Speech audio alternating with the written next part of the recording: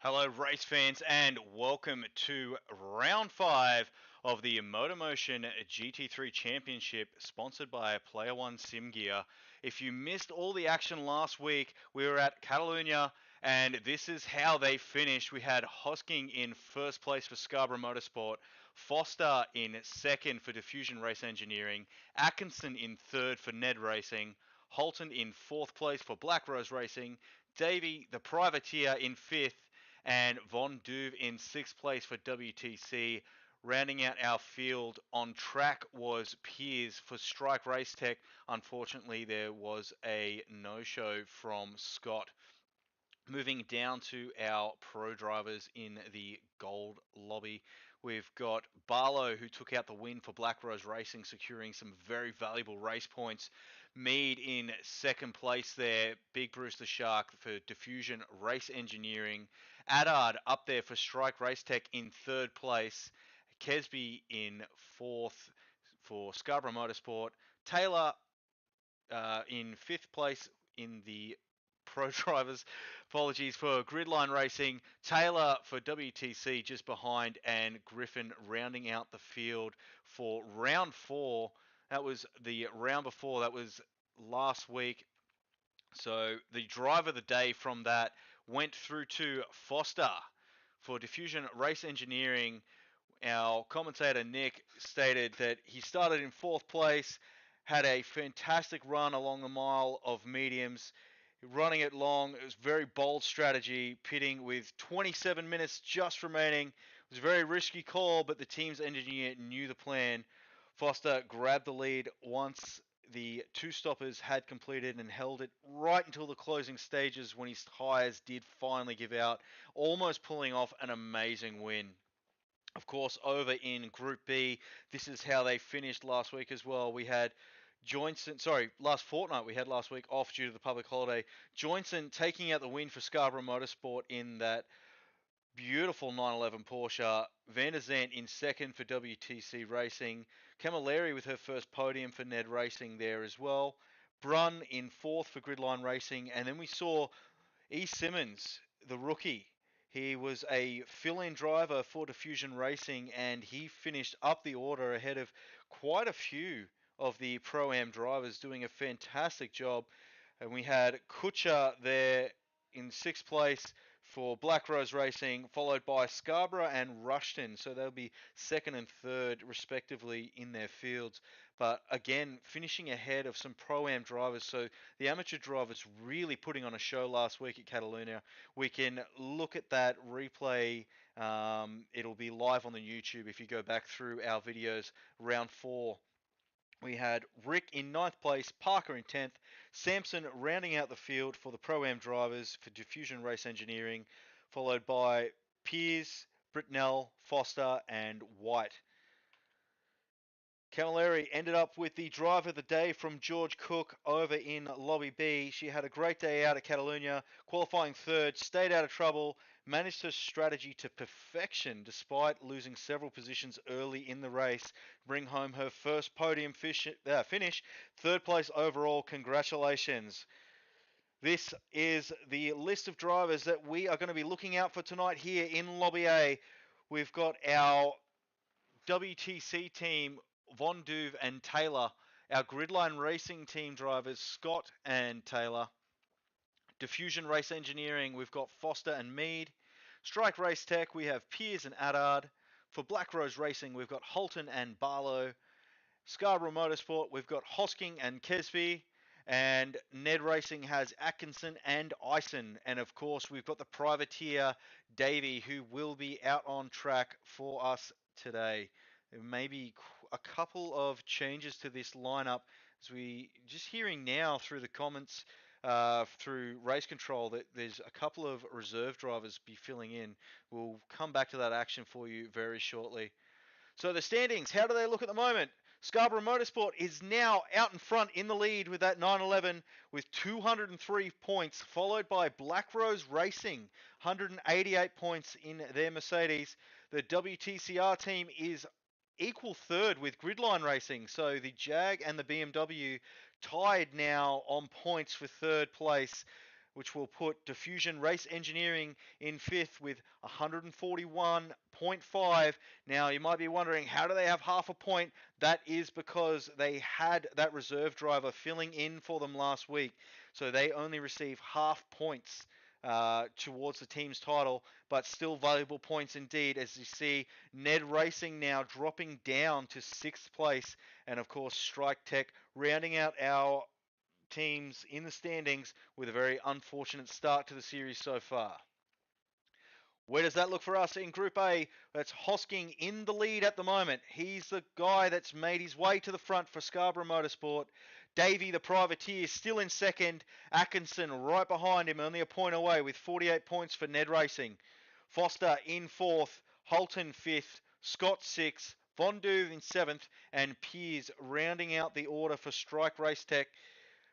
Moving down to our pro drivers competing in the Gold Championship, we've got Barlow in 1st place, the man who is on a charge. He's trying to prove that he has everything it takes to be an elite driver as well.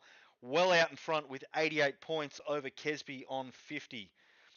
Moving down the field, we've got Taylor in 3rd place. Addard and Mead equal 4th with 27 points. And Scott Taylor, 25 points. Ison rounding out the Gold Championship for NED Racing on 24 points. Over in Group B, the standings are as follows. We've got Van der Zandt out in the lead for the Pro-Am category. They'll be competing in the Silver Championship.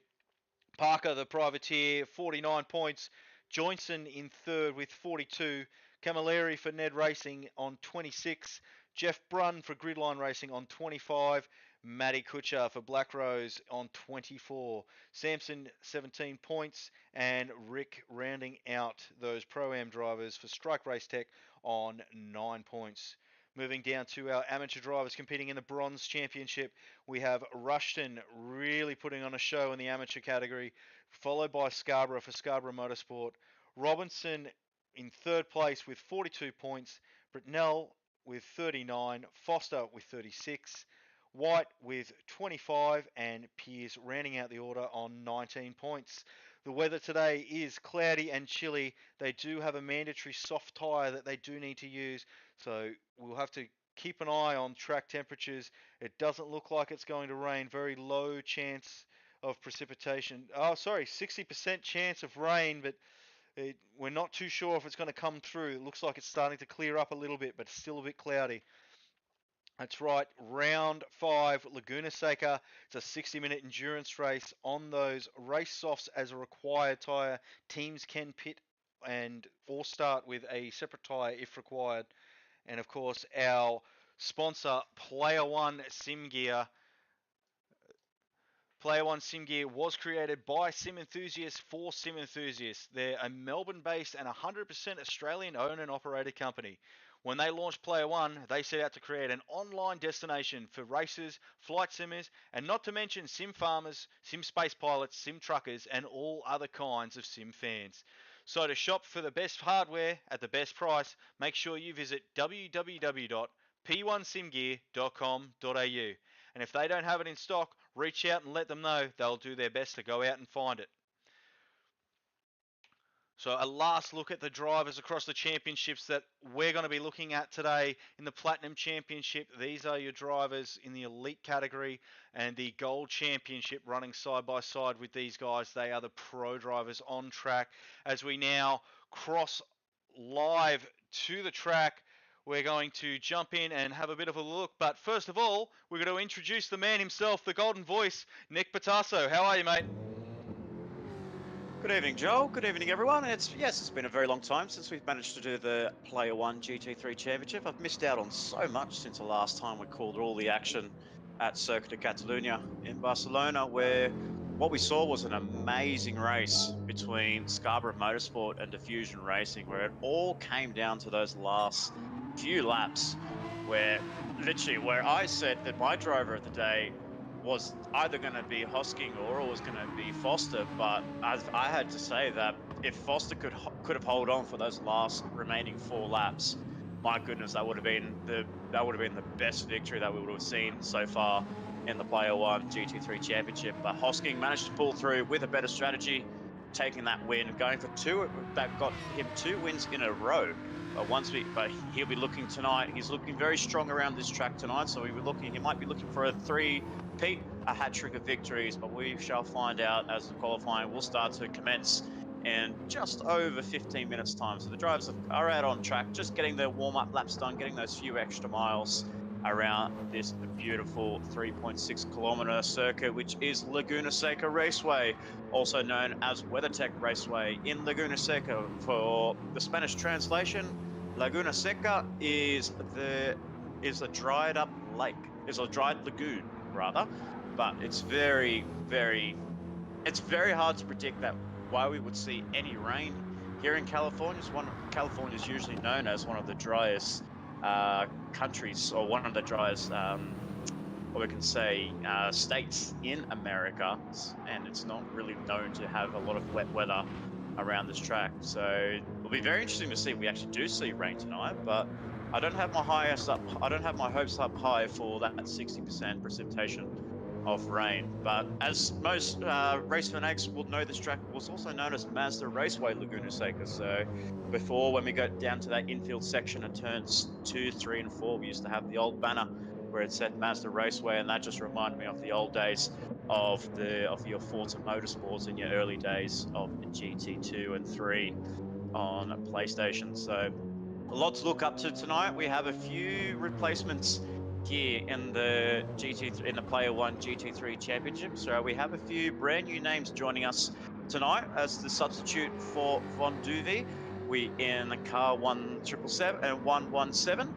We will be having Di Mario joining us on the entry list tonight. So with Slappers away for this evening, he's brought in a very handy driver in Di Mario joining us, especially after what he produced was some awesome racing back in the Surefire Supercar Series for ISO Esports, where he drove an amazing series, especially getting onto that podium in that Group B lobby, which was amazing to see.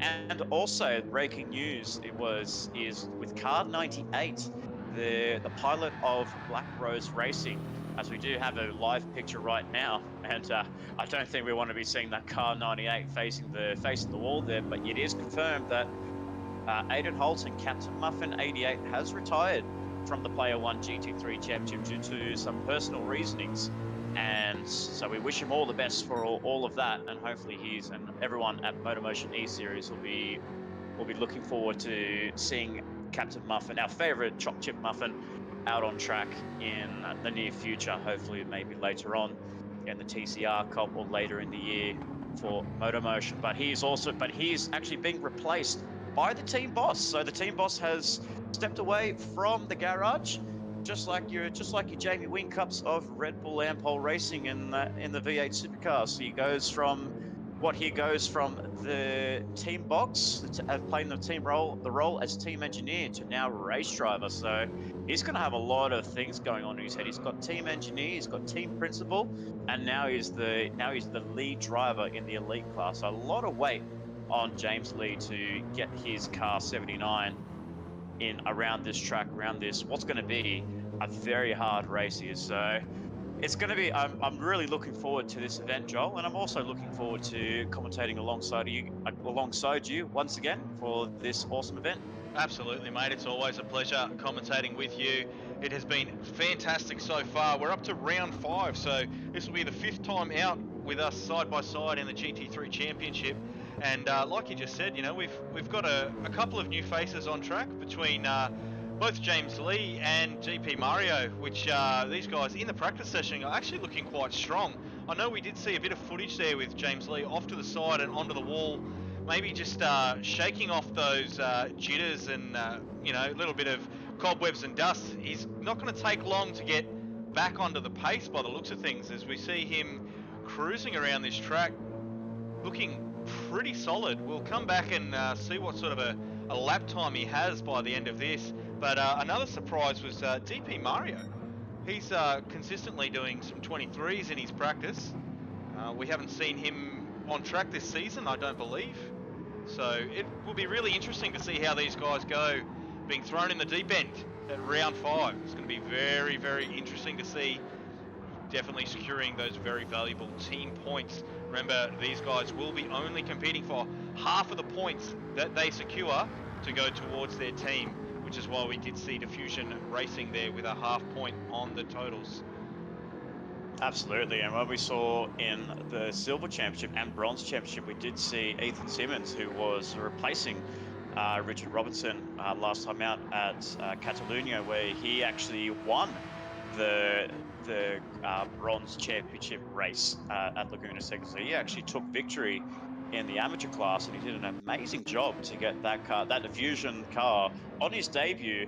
And you have to kind of think back as reminiscent to when Max Verstappen in 2016 jumped ship from Toro Rosso to Red Bull, and his first race was surprisingly at Catalunya, where we saw the two Mercedes make contact at the end of turn 3, at the end of turn 3 going into turn 4.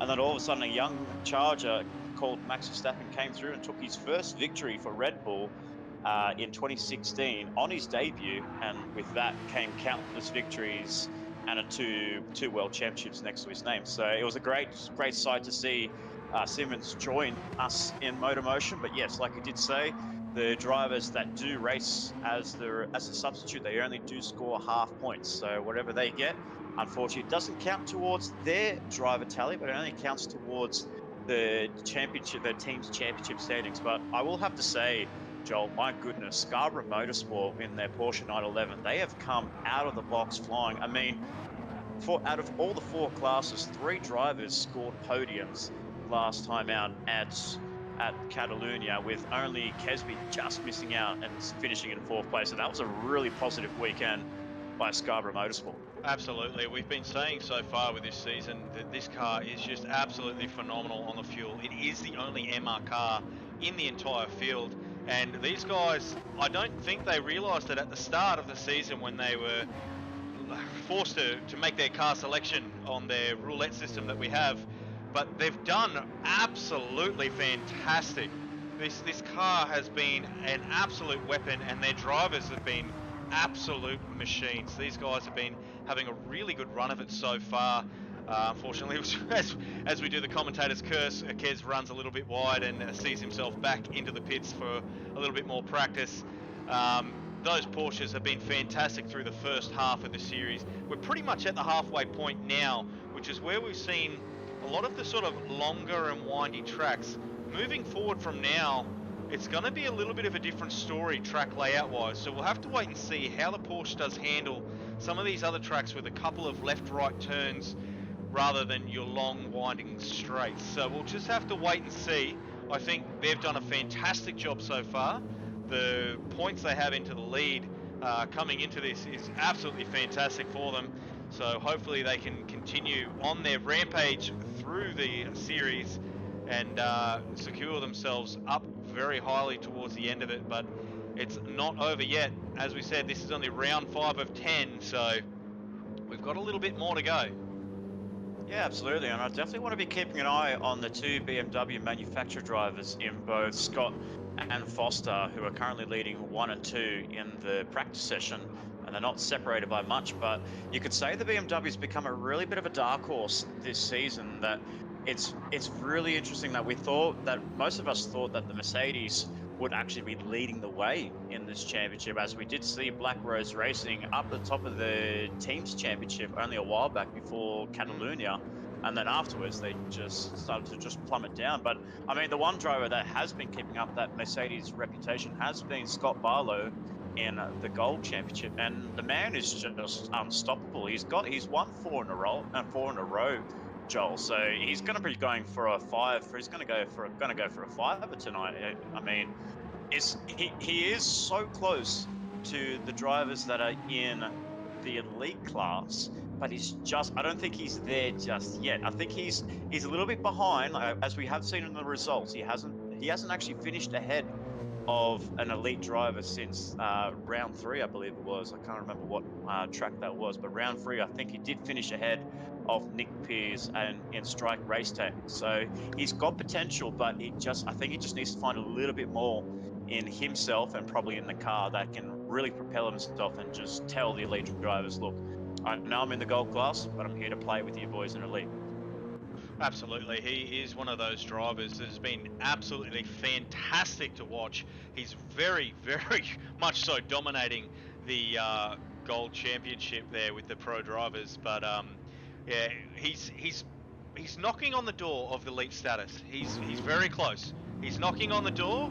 I agree with you. I don't think he's quite there yet, but it's not going to be long if he keeps pushing himself to try and keep up with these elite drivers in this season. It won't be long before we see him out on track in that elite category. I don't think it will be too much further ahead. Absolutely. As we look on board with Morgan Davies, so we're going to watch him go for a bit of a lap around this track. So, or maybe not. Looks like he must have had a disconnect from his believe the guys might be doing some sort of roll call. We'll just have to come back and check.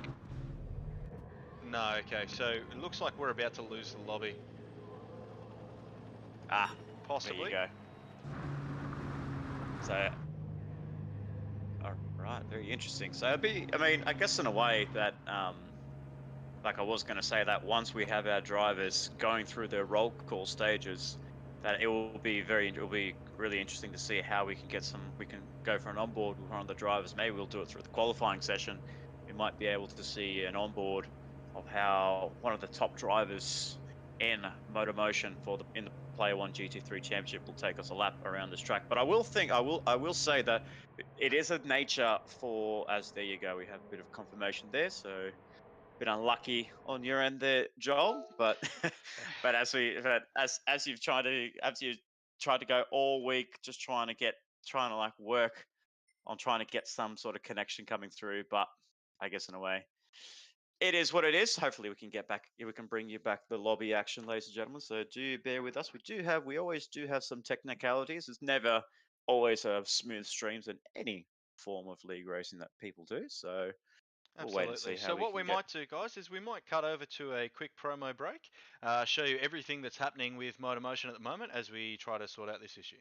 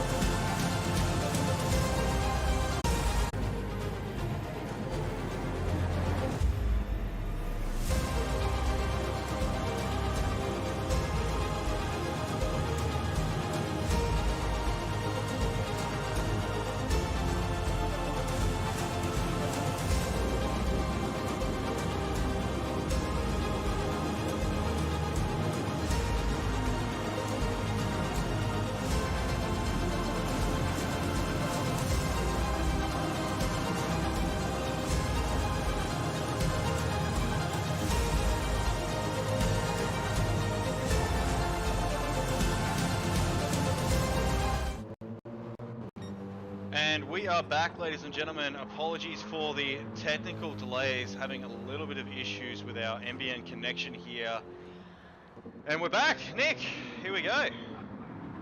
Here we go, we are back. Yes, thank you Australia for providing us the best internet services that you can bring us to offer. So fantastic. But hopefully we're about to get underway, as we did see NED give us the all clear that we're about to start soon. So it is going to come to this point, Joel. 20 minutes of this qualifying session. It's going to be really interesting to see who takes pole for the platinum and both gold pole position awards. So I wouldn't put myself against putting Barlow on the front row for the gold class, but I guess with Kesby in the Porsche 911 and with all the support that he's getting from his teammates, it could throw up a surprise as well. Well, that's one of the things about the Porsche being the only MR car on track. I wonder how it's going to handle that part of the track right there, Nick, the corkscrew. Yeah, absolutely. So some corners can appear a lot flatter to the naked eye, but the actual case is not so much the corkscrew. Officially, the name of turn 8 and 8A. So the left and right turn 8 and 8A, just kind of like what we see at Road Atlanta, turn 12A and 12B. So the apex of turn 8 is left-hander entry to the corkscrew. The elevation change is about a 12% drop by the time the race car actually reaches the turn 8A, so going towards the right-hander. The elevation is at its steepest at an 18% drop. The total cause drops basically 59 feet between the entrance of turn 8 to the exit of turn 8A. So it's an equivalent of a 5.5-story building drop in only 450 meters or 450 feet off the track length. So from turn 8 to turn 9, the elevation falls 109 feet or just over 10 stories. That would be absolutely terrifying in a car. I can imagine the IndyCar drivers going out for their track walks and the IMSA sports car championships when they do their track walks, especially going down the corkscrew as they go down, and whether they have to lean their bodies back to walk down, or they're just or you could see them doing some exercise and running up the hill and then running down the hill just to. I mean, it's not a bad. I guess it wouldn't be a bad way to keep your fitness up.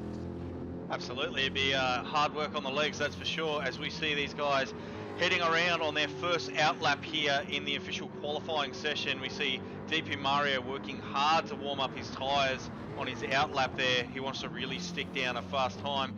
Unfortunately, runs himself a little bit wide, but he's got plenty of time to sort it out. So we see HC Lewis go around him with a little bit of a flash of the hazards and say, all good, mate, I got around you. No dramas at all. The man on track who has been one of the fastest qualifiers setters so far in this series is Ando, and he will be the first one to set his flying lap. What are you expecting from him, Nick? Well, let's go on board with Ando as he comes through towards turn 1 and then turns 2 down towards Andretti hairpin. So it's a very tricky corner. It's basically, you can find so many options, but it's the middle line that you want to be taking to try and make it to hit the latter part of turn 2, and then this infield section, which was only introduced in 1988, and there is the Cooper Tires Bridge, the most famous Cooper Tires Bridge. Through to turn 4, be careful of that sausage curve on the right-hand side, because once you clip that, you are going onto the dirt there on the left-hand side. Through turn 5, which used to be the old turn 3 before 1988, where the track was more essentially like an oval going on to the left. Turn 6, blind entry into the corner there, clip that curve perfectly, just run over those sausage curves. Turn 7 through Rahal Straight, and then the famous corkscrew. This is a bit of a roller coaster, ladies and gentlemen, to 7, 8, and 8A. Oh, he's just lost it there. And that is the dangers of what can happen, ladies and gentlemen. Andrew Scott has actually demonstrated perfectly the not so correct way to be taking turn 8 and turn 8A, but the next driver to come through that's gone through nice and clearly is Morgan Davies, up through to turns 10 and now into the last corner turn 11. Car 33 for Deeds Brewery onto the pit straight, getting a nice little slipstream from the car ahead, and GLR Scotty will put him up into provisional pole position for platinum.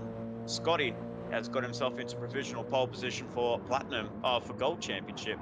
So yeah, you can see the drivers ahead or behind Scott managed to execute that, but not so much for Scott, who will be looking back to drive back into the pit lane, repair the damage, and try again for another hot lap. Absolutely, as we see the last driver just making his way across the line now. So the fastest man on track at the moment is Rolls-Can Hardley, only just takes it away from Davey, the privateer, the 121.460. As we move down through the field, of course, we had Davey in second, Sirik is in third, and Piercy for Strike Racetech is up the field at this point in time. He's done himself a 122.2. Is that going to be enough to keep competitive, or would we expect to see these guys to go even faster than a 121, Nick? Well, he's nearly 0.8 behind Foster in car 270. So we do know as Foster to be a very fast driver in his BMW N6, as well as Hosking. So the boys are ahead of him are 0.7. He's 0.7 behind Hosking, but Piercy's still got a bit of time to find in that car. I'm not so sure if he's actually driving the right car, or maybe the game's not loading up his liveries. So that could be thanks to NBN, I believe. The livery hasn't quite loaded at this point in time. It might pop through a little bit later. Could be because we came back into the lobby. So we'll just keep an eye on that one. Yeah, so car 111 of Nick Pierce still stays in 5th place, and then we have the substitute driver in James Lee, the team boss of Black Rose Racing, as we can also see he's not running that livery. So yeah, I believe it might be a bit of an GT NBN complications, but we will say that the drivers have their liveries, and they are all looking spectacular this afternoon here at Laguna-Seca, with James Lee in currently P7, so not where we want to be seeing him down the order there, but he will be finding his way through. But we also have Ison for NED Racing up into P5, or overall P5, and I think that might put him first in the Gold Championship. Yes, it does. So he's actually first, currently on pole position with only about 14 minutes to go. So he just runs wide on turn 6, and I did say there, you do take that corner wrong, you will run it wide onto the gravel trap. But it's very interesting because it is one of the driest states in America. There is basically no grass around here; it's all dirt. So, essentially, that once you run off this dirt, you don't get any stopping power. The car won't stop at all because it is so fine that. And then you go towards here, there is an actual sand trap. So the dirt and sand trap, the dirt will just send you off flying, and you won't be able to pull it up. Absolutely, some very good sportsmanship as we see from Ison there, pulling out of the way of his fellow competitor, knowing he was no longer on a hot lap. What we love to see here in the MotorMotion E-Series, of course, these guys are some of the best and fastest sim racers in all of Australia and New Zealand. So this is going to be some absolutely thrilling racing to watch as we see Ison really shaking the dust off the tyres there. As we move back up to our front runners through the pack, HC Lewis, the second fastest man, just behind Rolls. Davey in 3rd place, the privateer. Sirik, unfortunately, these liveries just have not loaded for me. For Scarborough Motorsport in 4th place, Ando in 5th for Gridline Racing. We've got Ison there in 6th and Piercy in 7th. James Lee in 8th and Big Rooster Shark in 9th. Got Kez Audio in 10th place for Scarborough Motorsport. That's exactly how the other Porsche should be looking. And GLR Scotty in 11th place. DP Mario, the reserve driver for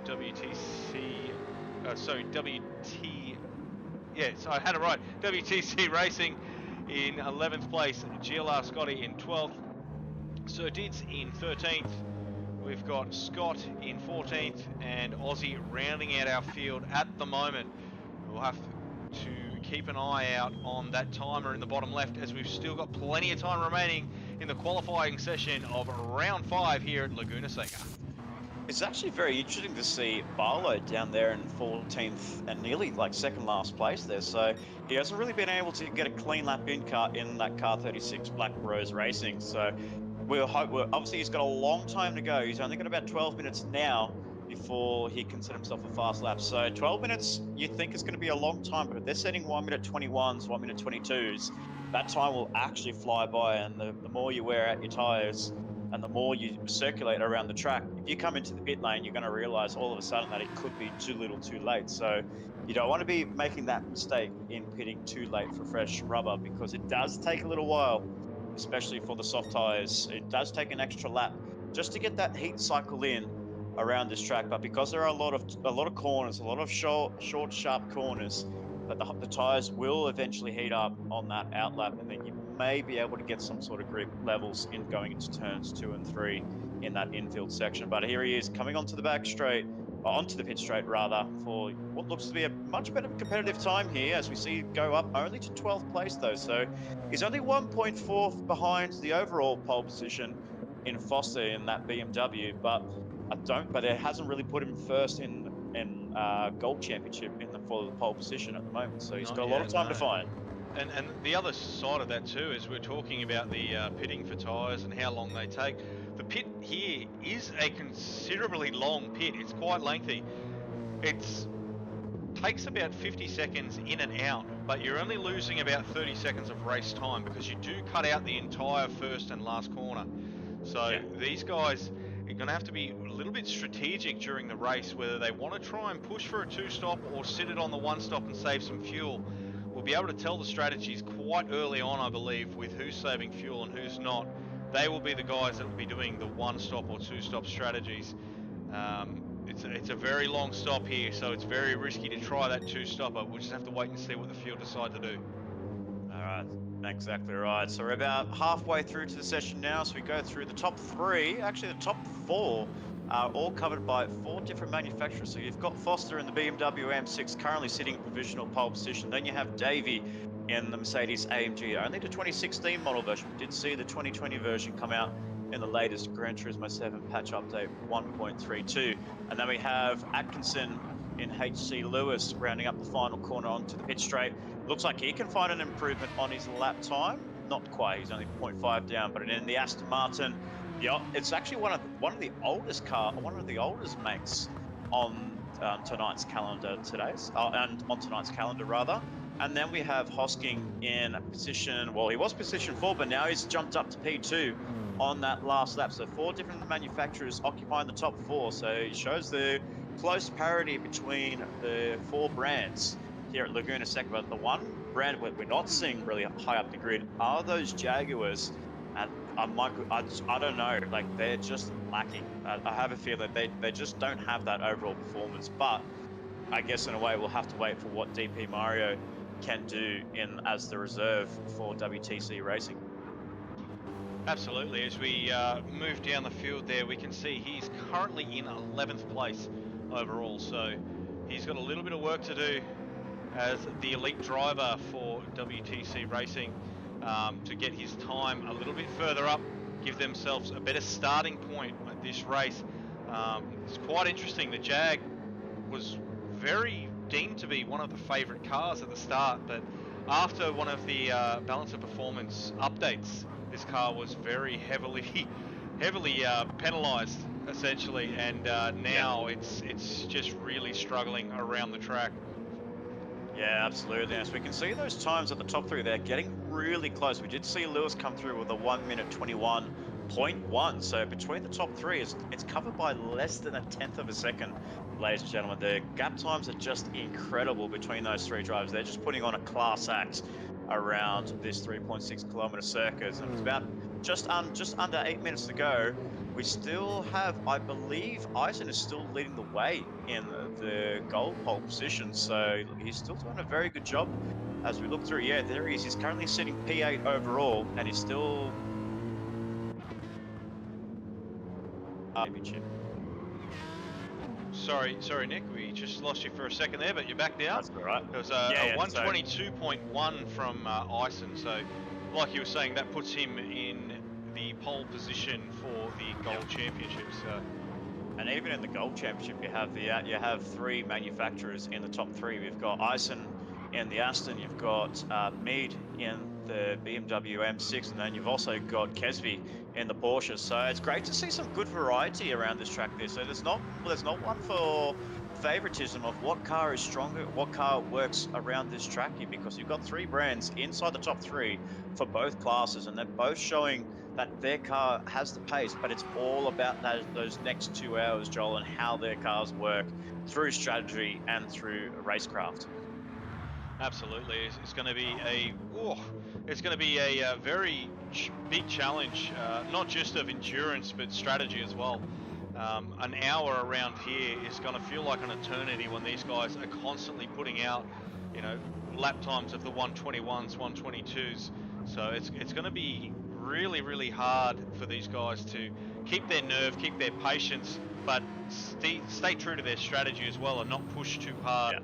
Yeah. As we've seen throughout the series so far, has been some very close racing throughout the field. As we see HC Lewis now take the pole away from Rolls, but only just, as he's currently got a 121.113. Not much in it. Close. It is so close, and as you were talking and we're watching Kesby going around that final corner, we did see Barlow actually now take provisional pole position for gold class. He's actually got himself into 8th place and just ahead of Ison. So the time, so it's really interesting between Scott and between Lewis. It's only just covering a second. So we did talk up earlier that Barlow might not be able to. He's there hanging on the threshold between himself and the elite drivers, but he's only 0.1 behind Pearsey, and I don't think he'd be far behind Scott in that Gridline Racing BMW N6. So he's definitely showing us in the commentator box that he's probably overhearing us and saying, "I don't know what you're talking about. I'm definitely hang out with the elite boys." Absolutely. When you say just ahead, 0.001. There we go.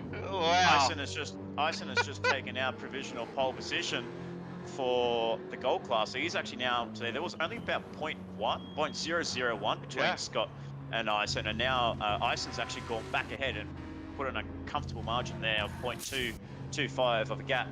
But the good news for Scott is he's grabbing a new set of tyres and he's got very low fuel, so he'll be going out to set out a very fast lap to return the answer back to Ison. As we jump back over to Ison very quickly, he had a 121.8, so there's not a lot in it. He's almost as fast as Pearsey. Yeah, look at the time between him and Nick Pearce. It's nothing in it as well. So and look at that. And now up into P7 is Glenn Mead for Diffusion Racing. He's actually well ahead of Nick Pearce as well by 0.010. So the times here around this track is incredible. He's got 0.6 separating the top 7, or nearly 0.7 separating the top 7. Pearce, you can add it to that factor in 8th place. So this is incredible. Like the pace, the consistency, it's mind-blowing that how these cars can be so competitive in this what is a very tricky circuit. Absolutely. So with only about 3.5 minutes to go, we'll run through the grid before it all changes about in this last 3.5 minute session. We have Atkinson currently leading the way for NED Racing in position 1. Then we have Foster in P2 for Diffusion Racing.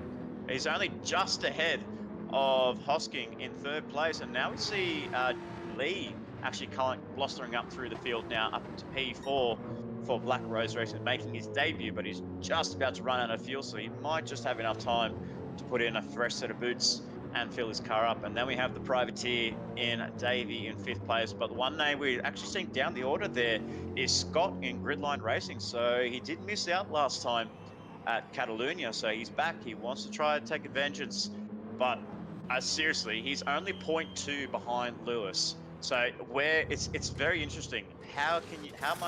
Where exactly can you find 0.2 of a second around this track, Job? Oh, absolutely, mate. There's a couple of corners that you can definitely push the envelope on, but when you do that, it's almost risking your entire lap, because the car can become really unbalanced as you get across some of those sausage curves.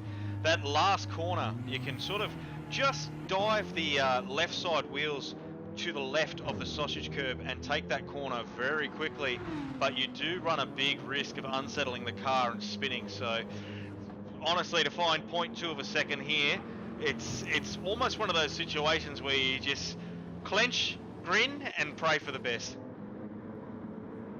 especially coming down the corkscrew. Yeah, absolutely. Oh, and now we've actually seen a change of the provisional pole position. Morgan Davey has come through now on a clutch lap there. So with a 1:21 flat. Oh, he's just a car ahead of him just went spinning out in front of him. Yeah, I believe Not so that sure was who Lee. that was. It was Lee, yeah, there we go. So Lee just having a little bit of a spin out there, but Morgan Davies leading the way now. He's on 21 flat, so he's just ahead of Lewis in the old Aston Martin D12 Vantage.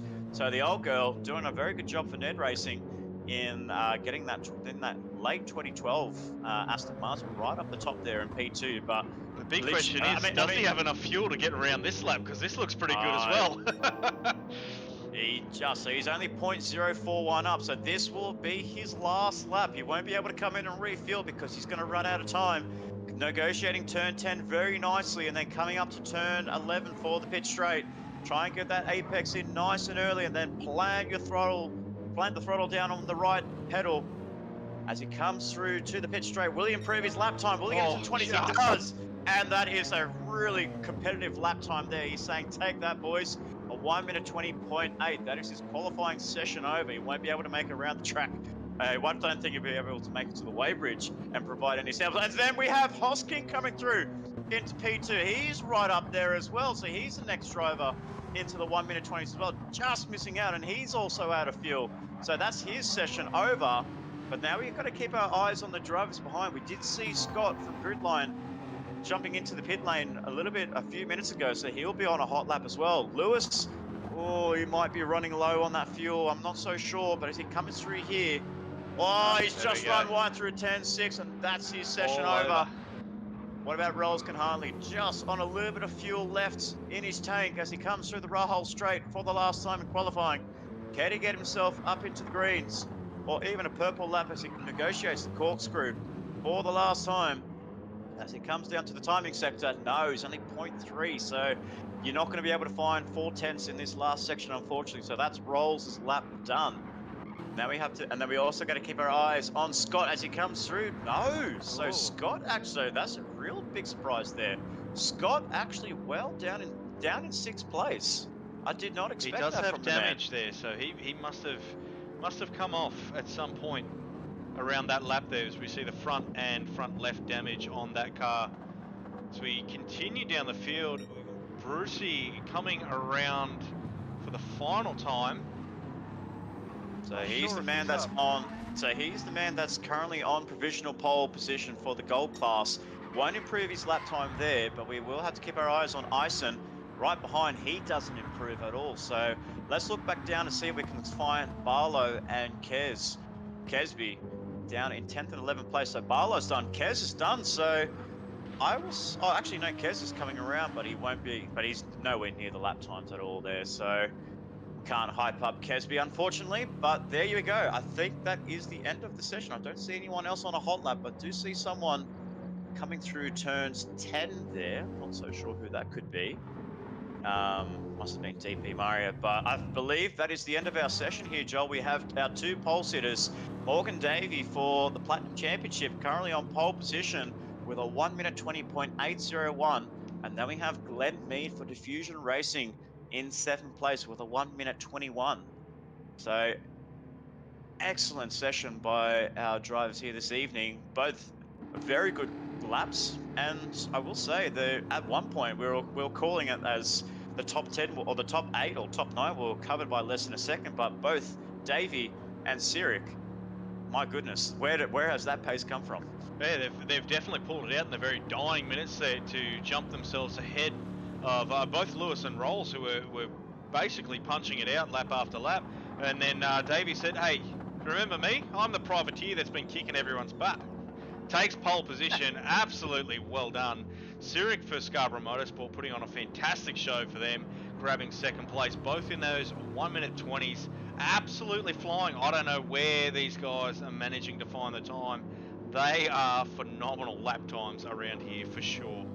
Well, it was very interesting with Davey's lap that he was only 0.041 through sector 2, so through Rainy Corner and turns 10 and 11, he managed to find an extra 2/10 in 2 corners. So obviously he was struggling on his previous lap, but he found pace in 2 corners. I don't know how you can find pace in 2 corners. That's incredible. Yeah, absolute machine. That man, he was really pushing the car, I can tell you that much. So as we take a look through the grid, as we go through, we see Morgan Davey and we have Xavier Hosking and Lewis Atkinson, your top 3 in platinum. It's covered only by 0.3 of a second, but between the top 2, it is so close. But it's great to see 4 manufacturers up in the top 4. The Mercedes leading the charge ahead of the Porsche 911, and then the old girl in the V12 Vantage in the 2012 make, with its massive and loud brashing V12, and then they got the M6 right behind, not far behind actually. So, I mean, he's doing a good job as well. James Lee, the team owner of Black Rose Racing, up there as well. So he's only 0.3 behind Davies. So on his debut, that's actually not a bad. That's not a bad result there for Mr. Lee there. And then we've got Scott from Gridline Racing down in 6th place. A little bit of a shocker for Scott. Maybe not comfortable yet, but we do know that he has endurance. He has the endurance side of things. He knows how to play the strategy game. And then we have Mead, who is your pole sitter for the Gold Championship, sitting currently as P7 overall. So he actually managed to beat 2 of the elite drivers in Nick Pearce and also in DP Mario, who's well down in 14th place. And then we have Ison sitting up in 9th place ahead of Barlow in 10th. So Barlow sitting not on pole position, sitting 3rd. So this will be a very strategic race for Barlow to try and get 5 on the trot rather. And then we have Kesby in 11th place, Scott Taylor in 12th place, Aussie Taylor in 13th, and then we have DP Meyer, as we said, as we broadcasted, in 14th, and then we have Shane Addard in 15th, 2.1 seconds behind the lead man in Morgan Davies. So we didn't get to see much of Shane there, so very interesting to see what happened on his car there. Maybe just didn't get a clean lap in, but I will say, Joel, those F-types, 13th and 14th place. My goodness, I've never seen a car suffer so much around this track. Well, to be fair in that, their lap times aren't not impressive. 122s around here is still pretty quick. But the pace that some of our front runners are showing as we jump back to that first page, 120s to 121.7. Like, Yeah. that's insane. These guys are just freaks. I can tell you right now, I'm not in with a chance. If I was to put myself right into this mix at the moment, it'd be a 122.2 at best, which would only put me, just around GLR, Scotty and Aussie. So these guys are just absolutely some of the fastest drivers in Australia and New Zealand. Of course, we do have the Kiwi with HC Lewis there as well. And don't forget Hosking as well. He's representing the Kiwi flag as well as Mead in P7. So actually, and what I did notice was very interesting between Piers and Ison. I think they set the exact same lap time there. So, but I think Nick Piers did it first, so that's why he's occupying P8. But yeah, literally, you can get the top 9 rather, only separated by 1 second. So that's incredible. The top 9 drives, and you have 2 pro drivers inside that as well. Absolutely. It's a fantastic drive from everyone all around. These guys are going to really, really push. I think it's going to be fantastic to watch for an hour around here. I'm really excited and I can't wait for it. But first of all, we are going to take a quick break to thank our sponsors, Player1 SimGear. Level up your sim racing experience with Player1 SimGear. Shop the biggest brands and the best range today. Player1 SimGear, official sponsors of MotorMotion E-Series. That's right, Player1 SimGear. Make sure you jump onto their website. It's www.p1simgear.com.au. They are the proud sponsors of the MotorMotion E-Series GT3 Championship. They are a 100% Australian owned and operated business, and these guys are really passionate about giving back and supporting to the local flight and sim racing communities that make this hobby so rewarding for all of us. They've happily chipped in to help provide a prize for each division driver championship. of the voucher of the value of a set of racing gloves at the end of the season. So all of our drivers across all 4 championships are going to be competing it out. The winner of each will be very, very happy with a Player1 SimGear e-voucher for them to take home with them. It's going to be absolutely fantastic to see. At the moment, it's very close across most of the lobbies. Of course, Hosking is currently in the lead for Scarborough Motorsport in the Platinum Championship.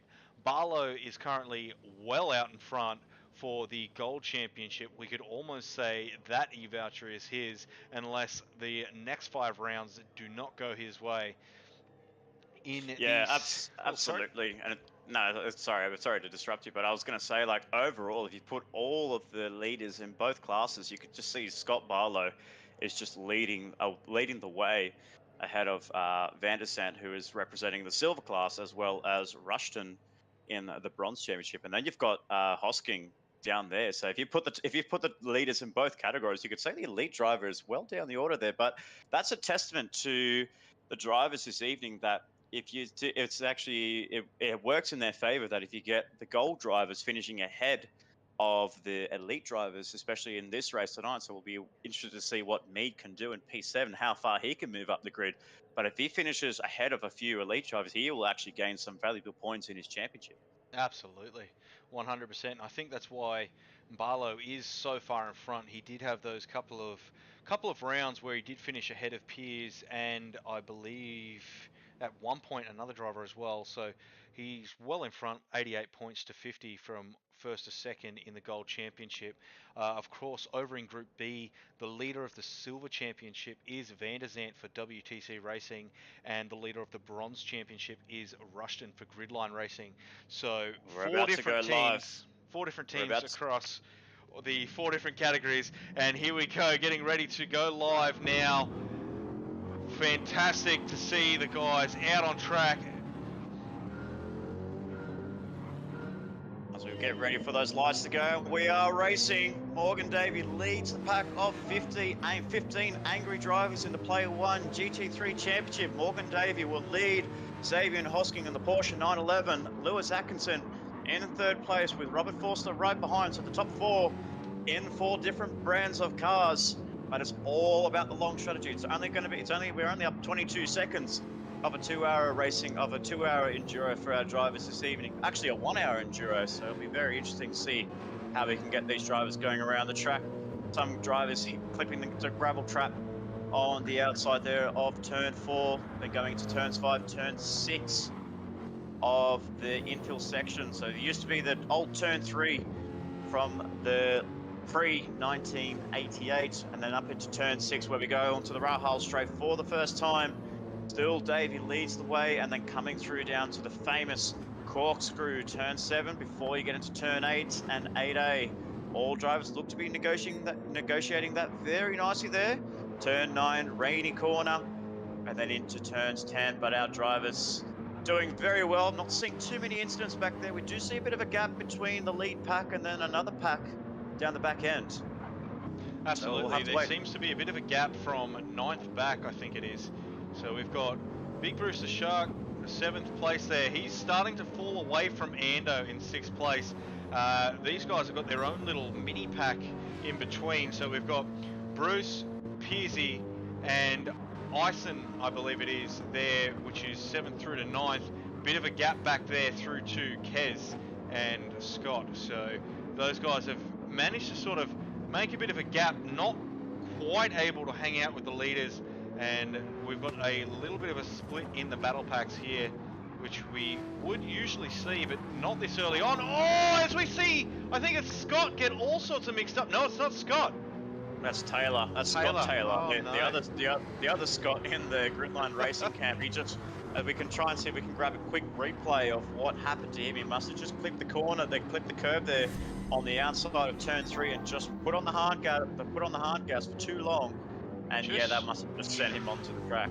Just trying to find his car here. I'm not sure where he is, unfortunately. That's a bit unfortunate. There we go. Oh, there we go. Oh, and he's also, so there you go. So he's actually still struggled. He's done it twice. So you get that car. So we might, now that we're on board with him, we might try that again. So we see him, just lose it there around, what is that, turn 3, and almost made contact with the wall. Looks like there was a little bit more involved, so we'll stay on board with him for a little bit in this replay before we go back to the live action. Yeah, those dirty tyres haven't done him well, and he spun out once again out into the gravel trap.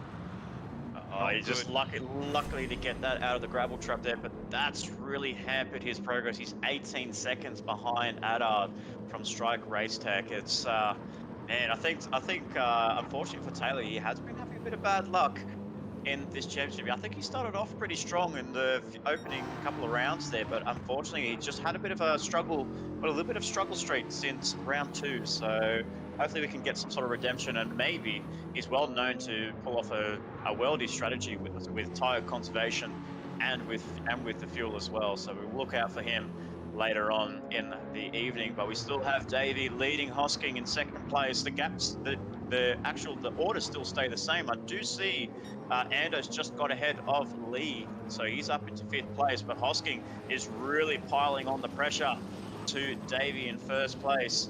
He's right onto the back of his rear wing as he comes down to turn 11. Will he be able to make a move on the inside of Davey going onto the pit straight? No, he'll stay behind. Atkinson's doing a really good job in the Aston Martin in P3, and Foster's just sitting behind. He's not able to keep up, but I think this might be a very good strategy for Foster to not really battle these guys, to just play your own race, do your own race, do your own fuel strategy as she's gone off. Oh, no. No, I think that might have been a little bit of a latency issue there. I absolutely agree with you. I think what Rolls is doing, from what I can see here, is a perfect one-stop strategy. He's saving tyre and fuel to make sure that he's got enough to only stop once. He can do softs twice, as I think we might be about to lose the lobby again. Unfortunately, ladies and gentlemen, as we continue on. we look good so far. Touch and go. We're looking good. So Davey's coming. So now the field is actually spread out a little bit. We've gone 5 minutes into the session now. You've got the top 3 still working together, as we have our drivers still battling each other out pretty hard here. So the top 3, you could say, are just about hanging on there. So we can just see cars just flying off left, right, front, center. It just reminds me of how the game came out with the open lobbies when it first launched in March 2022. Absolutely. For all the wrong reasons.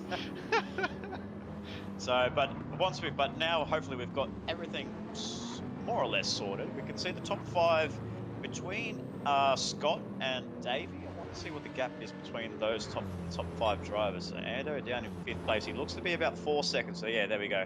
So he's about 4.6 behind Davey, but he's pulled a really good gap over Lee. So Lee actually qualified pretty high up the grid. I believe it was up into P4, but he's just dropped down to position 6 at the moment. He's actually coming under pressure from his good mate in Nick Pearce from Racetech. So it looks like Pearce has actually gone ahead of Mead from the Gold Championship. So he's up into P7, and it looks like Lee's just struggling in this opening phase of the race with only 7 minutes, or nearly 7 minutes covered in this session. But as we look down to P9, we do have Glenn Mead still leading the Gold class in 9th place, and then we have Ison not far behind him in 10th place, 2nd in class, and then we have Kesby. So Kesby's really found some pace there, but one driver that hasn't found pace so far in the opening 7 minutes here, Joel, is Barlow, and he's down in 12th place, 4th in class. Yeah, it's surprising. We would have expected to see him almost leading the way in the Gold Championship, but unfortunately, it's not quite his track. I'm guessing he's just not feeling comfortable here. Yeah, it doesn't look like I think it could be the same for both Black Rose Racing drivers. I think with the sudden news of Aidan Holton announcing his retirement from the Player1 GT3 Championship, I wonder if maybe that must have hampered a little bit of their confidence, just really trying to struggle, really trying to push through and just scramble to find a driver. And they didn't announce that until late this morning that the team boss was actually going to be stepping in. So a bit of a shock there, what we can say there was a little bit of scratching of the heads there, because it looks like they may have come in with a plan this evening to put on a good performance, but unfortunately with Aiden's retirement, I think that may have just rattled a few cages down at Black Rose Racing. Yeah, maybe the guys are just a little bit upset about losing their teammate. And, you know, the pressure of performing while racing alongside the team owner, team boss, might be a bit much for these guys. We'll just have to wait and see what happens. The races are not over yet. It is an hour long. We're only just about to hit the 8-minute mark into this session so far. So there's plenty of laps to come as these guys are now on lap 6. So there's going to be a lot of laps here, Nick. What are your predictions for total laps for this session?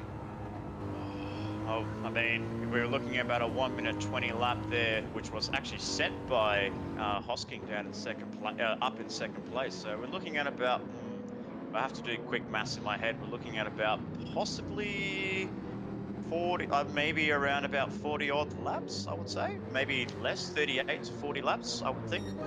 Yeah, okay. We'll have to wait and see if my numbers are correct there, because doing quick maths on the fly is not my strong. It's not my strong forte, even though I did do maths at university, but I still struggle. Oh, mate, it's one of those things that gets us in the best of times. I didn't mean to put you on the spot. I'm sort of estimating very similar to what you've just quickly worked out. About 39 to 41 laps is sort of the window of where I'm sort of thinking it will end up based on the lap times and pit windows. But we'll just have to wait and see. I don't think I've nailed this to the lap yet, and we're at round 5, so we'll just have to wait and see what they do. But as a rough estimate, I'm thinking somewhere around there. So you're right on the money with your quick maths. Clearly, you know, you did quite well in university. Absolutely. So we'll have to wait and see. Just we'll come back onto that, ladies and gentlemen. Please do remind me if my prediction between 38 and 40 is correct. But we'll wait and see. Yeah. As we have our top 3 still leading the way without any changes at all. But we do see Hosking getting a lot closer towards Morgan Davies' rear wing. But he's just lost a bit of ground there. That little bit of dirty air, that aero wash from that Mercedes, just hampering Hosking's exit of turn 2 and entry into turn 3. As we have Lewis, is actually I would think Lewis is really doing a great job here. He's got a good run on Hosking. So will he go for an inside move going into turn 5? No, I think that's a very wise decision there by Atkinson to not make a move there. It's still early in the race. You don't want to make a move up here in the turn 6, even though he's right on the rear wing of that Porsche 911. Let's go on board with Lewis as they go through towards the corkscrew for the 8th time here for the Player1 GT3 Championship, at the end of Rahal to the corkscrew, as we hear the sound of that mighty V12 Aston Martin Vantage. Just pull back a little bit there, so maybe not as strong as the Porsche, but Hosking is doing a great job to get that car working for him perfectly, as we do see a little bit of lag coming from the end of Joel's stream, but that's okay. You know, what can you do in a way? But the top 3, you can see there, 1.5 seconds between the top 3, and they've actually pulled away from Foster. But Lewis has got to run on Hosking. Hosking's going to go defensive. Lewis is going to have to go around the outside. Will he go for a move? He won't. I think what Lewis needs to do here, he's putting pressure on Hosking, which is making Davey pull away, extend his gap, because in a way, you don't want to be letting that leader run away, and we can see there, Hosking's actually picked up a half-second penalty for cutting one of the corners there. So they're losing time to Davey, and battling each other is not helping them out. So Lewis now just needs to be very patient, stay behind him, and wait for that burn zone. That's where he's going to get a very easy opportunity to go past him. So we can see his tyre wear on that front right is really starting to show early on. We're only at lap 9, so we're sort of expecting, we said around 40 laps.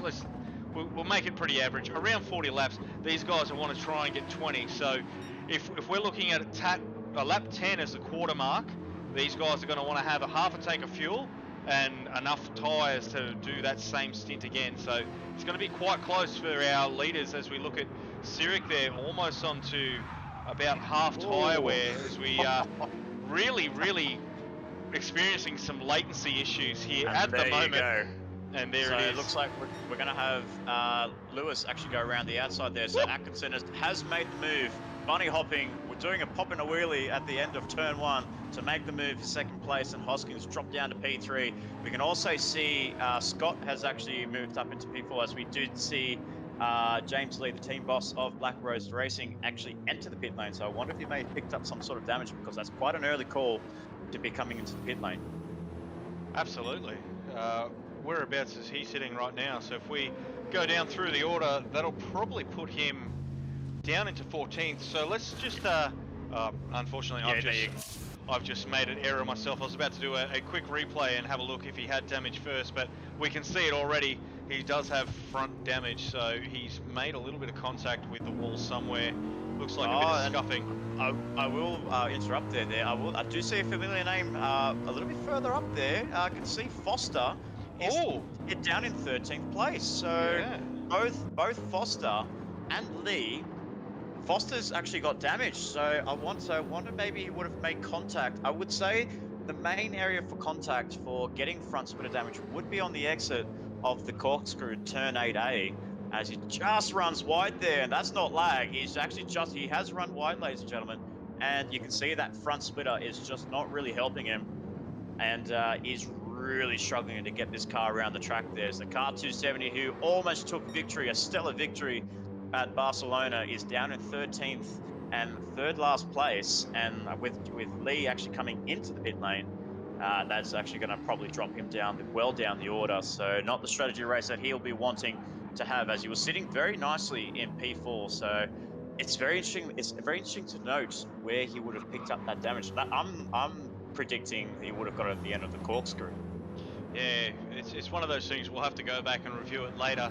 Unfortunately, I've just erased the sort of replay section of what we could have gone back and had a look at. But I think you're quite right there. Down through the corkscrew, maybe there was contact between the two, considering they've both got damage, or maybe one followed the other. I'm not sure. We'll have to go back and look at that later. I don't think Lee was actually close to Foster in the running order there. So I think maybe Foster may have made contact in that corner at the end of it and maybe just clipped the wall, as we did see with Ando 787 in the Gridline Racing car.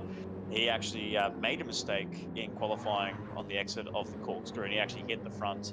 He actually did get front splitter damage, as we did see a brief yellow there. I'm not so sure for who that would have been. It looks like it may have been Piers there, so Piers has actually dropped down to position 9 overall, and Aussie Hypnotic has gone. He's lost it. Almost saved it. He's saved it onto the gravel trap, but that could have ended up a lot worse for Taylor or WTC Racing. So, I just want to quickly point out there, Nick, his front right tyre wear, that is insane in that Jag at the moment. If you look at all the drivers around you, and it doesn't matter whoever you look, you can see the right-hand side, the loaded side of the car is really suffering around this track. So I wouldn't be surprised if the likes of the Porsche drivers in both Hosking and Kesby would be suffering a lot more of tyre wear. As we can see, Rolls is really struggling in that BMW, but he has actually made a move on Barlow for position 11 overall. So it's going to be very interesting to see how our drivers are. So we can see there, Hosking's got a little bit of tyre wear compared, and we'll have to wait and see between the top three. I wanted to actually see who's actually got better tyre wear amongst our drivers. You can see Lewis is actually worn his out a bit more. I might have to say that Davey and Hosking are looking pretty good on their tyre wear, but then you have behind them Ando doing fantastic. The tyre, well, he's dubbed the nickname the Tyre Whisperer. He's actually doing a really good job in position 4. He's actually saved his front right so much that if he actually plays his fuel game as well, he'll be strong to be looking for a one-stop race this evening. Absolutely, he is 6 seconds behind the top 3, but with that much tyre still remaining, it's going to give himself a bit of a credit in time towards the end of this first stint. So we're looking into the future for laps 17 through to 20. He should be doing faster lap times than our current top 3. He just doesn't want to drop too far behind them so that he can still take advantage of that strategy. As we go back to our race leader, Davey, in first place, not too far ahead of Lewis or Sirik. That little battle pack is really flying. These guys are doing the 121s, 122s now very consistently. But like Nick said, that loaded tyre on the front right is really copping a beating. As we go down through the field, these guys are just slightly over that halfway mark in the fuel gauge. Lewis pushing a lot harder on that front right. That tyre is absolutely screaming. And we have Hosking in the pit lane right now, so he's come in. He's definitely be going on to a two-stopper compared to Lewis. So Lewis is going to struggle a little bit with that front right. As you can see there, the Aston really chews its tyres a fair bit on that right side. He's a heavy old girl, that's for sure. But it's interesting to see that the difference between the MR and the FR, especially around here, the rear right on that Porsche is really copping a beating. And if we compare that to our race leader at the moment, it's just not quite the same. I guess in a way, because the weight distribution between the Porsche, with the engine being at the back of the car, it actually pushes the car down on the rear a little bit more compared to the front. So that's why you get that little bit of even distribution with the tyre wears between front and rear. Absolutely, and that's going to be really hard coming into the later laps of tyre wear for that Porsche, which I think might be why he's pitted early. Yeah, exactly. So we'll have to wait and see what his strategy can how his strategy pulls through. But actually, interesting enough there that in position 6 we have Kesby, who's actually, I believe, 3rd in class. So he's the other Scarborough Motorsport driver. He looks like his tyres are holding up a lot better than what his teammates has been looking after. So Kesby doing a really good job in the other Scarborough Motorsport, 3rd in class in the Gold Championship, not far behind Mead and Eisen. So Eisen as well doing a fantastic job. I don't think we've seen Eisen running in position 1 in his category. So he's doing a fantastic job, and he's saved a lot more tyre wear. He's actually saved off a fair amount of tyres compared to what his teammate has in that 188. Absolutely. If we look at the comparison in lap times, we're looking at 22s to 23s there for Eisen compared to HC Lewis, who's pushing the 21s and 22s. So really trying to make sure he doesn't drop off that battle pack in the top 3, where Drew's just taking it a little bit easier, saving a bit more fuel. As we did have a bit of a quick look there at Kesby's fuel, that Porsche has been known to be the most fuel efficient, and I think this is the first time we've seen in this series where the Astons managed to almost stay on par with that Porsche, just a little bit more fuel usage. But as we look at the driver in between, Brucey, he's also doing quite well on that BMW. So the guy's being really conservative back in this second battle pack. Yeah, absolutely. And the gold class boys are doing a fantastic job this evening. They're really working well as a team, as a trio, just to pull away, work their strategies. They're not really making any overtakes. They're not close to each other, so they've actually got a gap. They're actually trying to get a bit of breathing air amongst themselves, so they don't ruin their tyres. We did see Eisen just clip the gravel trap on the exit of the corkscrew, as we see the front 2 in Davey and Lewis coming in, with Davey with the better fuel numbers. As we see Ander coming through to the corkscrew. Oh, he just almost lost the rear then of that car 787.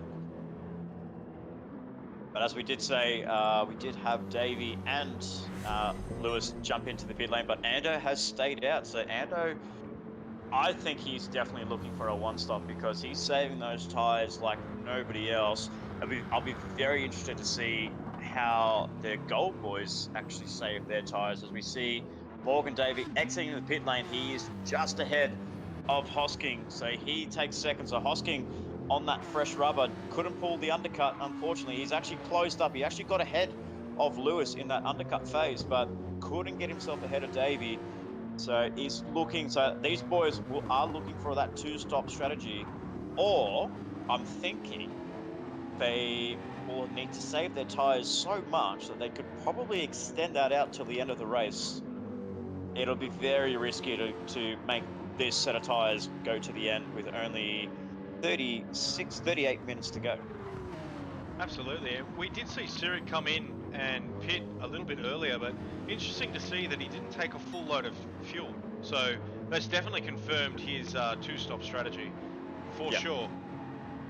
Yeah, and I think Davey and Atkinson have done the same thing. So I think Atkinson has actually done the same. He short fueled his car, and yeah, so there we go. But as we look up there, up towards the front, we can see the change for second position in Gold Class. We have Kez Audio actually make a move on Brucey. So I wonder if Brucey made a mistake there, or he must have picked up a half-second penalty there. But Kez Audio, Kez Kesby, who was the commentator for the Johnson Lobby in the Surefire Slipcars, is now we actually get to see him on the track here at MotorMotion E-Series, doing a fantastic job. And he might be able to come through another breakthrough podium for Scarborough Motorsport with the form that these guys are on at Scarborough Motorsport in their Porsches is just incredible. As I did mention earlier in the broadcast, you had 3 Scarborough Porsches on the podium, with Kez just missing out in 4th place. But one name I will say that actually hasn't made the top step of the podium and could potentially make it up there will be Scott in Gridline Racing. If he can keep that one-stop strategy, if he can make that one-stop strategy work to perfection, because he's only got about 36 and a half to go. So we're looking at about, I would say, about 3 more laps on these set of compounds, and he will need to come through, put on another set, but he will be running on a tightrope when it comes to the end of that second stint. Absolutely, we are predicting. Whoa, yeah, we are predicting to be close to 40 laps. So we're looking to see drivers probably pit in if they're doing that one-stop strategy on around lap 20, maybe 1 lap earlier, 1 lap later. We'll just have to wait and see. But as we see Scott there, just really scare the pants off me, for lack of better words, coming down the corkscrew. Looked like he almost lost it, but he did a fantastic job to collect that car. It looked like the front wheels actually lifted coming down the corkscrew.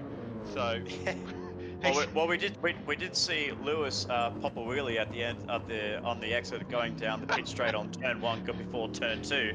So I wouldn't be surprised if Barlow's actually lifted a wheel at the end of the corkscrew. But it's actually quite known. It's actually quite a common thing to do. So with the actual IMSA sports car and with the Indy cars, they do have to have a really stiffer suspension set up, especially going down the corkscrew. It's all about just trying to keep that nose planted and not really lift the car up, because once you do, obviously it is basic physics that once the front of the car goes up, and you cannot control it whatsoever. So when that nose goes up, you are definitely in trouble, because you're just praying for that nose to come down. From previous experience around here, sim racing myself, driving, I think it was the GR4 version, not the GR3 version of the Mercedes. Right here, as we see Lee coming down there, I was really picking up the front end. It was a violent bang on an in-car sort of video, and absolutely, these cars would need to have some very, very good suspension on the front end, especially if they are lifting down through the corkscrew, because like you said, it is quite a drop, isn't it, Nick? Oh yeah, like I said, if we're looking at about a 5.5 story drop, and then at the top of turn 8, and then you go down to the bottom of turn 9. So between the corkscrew and rainy curve, you're looking at least a 10-story drop between those 2 corners. It's incredibly steep how steep those corners are. But if we look down the field there, we see DP Mario in the elite class and Nick Pearce in 10th and 11th place there. So not looking to have the strong performances as we would normally see them, but it has been a bit of a common trend for Strike Racetech. They just haven't been able to get this Mercedes working, and they did look very strong in the preseason, but just something has crept in. There's some little gremlins in that Mercedes AMG that's just hampering their progress, and you can definitely see that in the team's championship. They haven't even reached the triple figures like the rest of the other teams.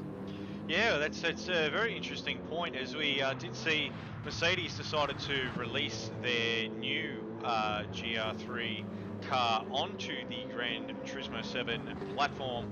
Hopefully these guys will be looking to secure that for a future championship, alongside with NED Racing with the Aston Martin.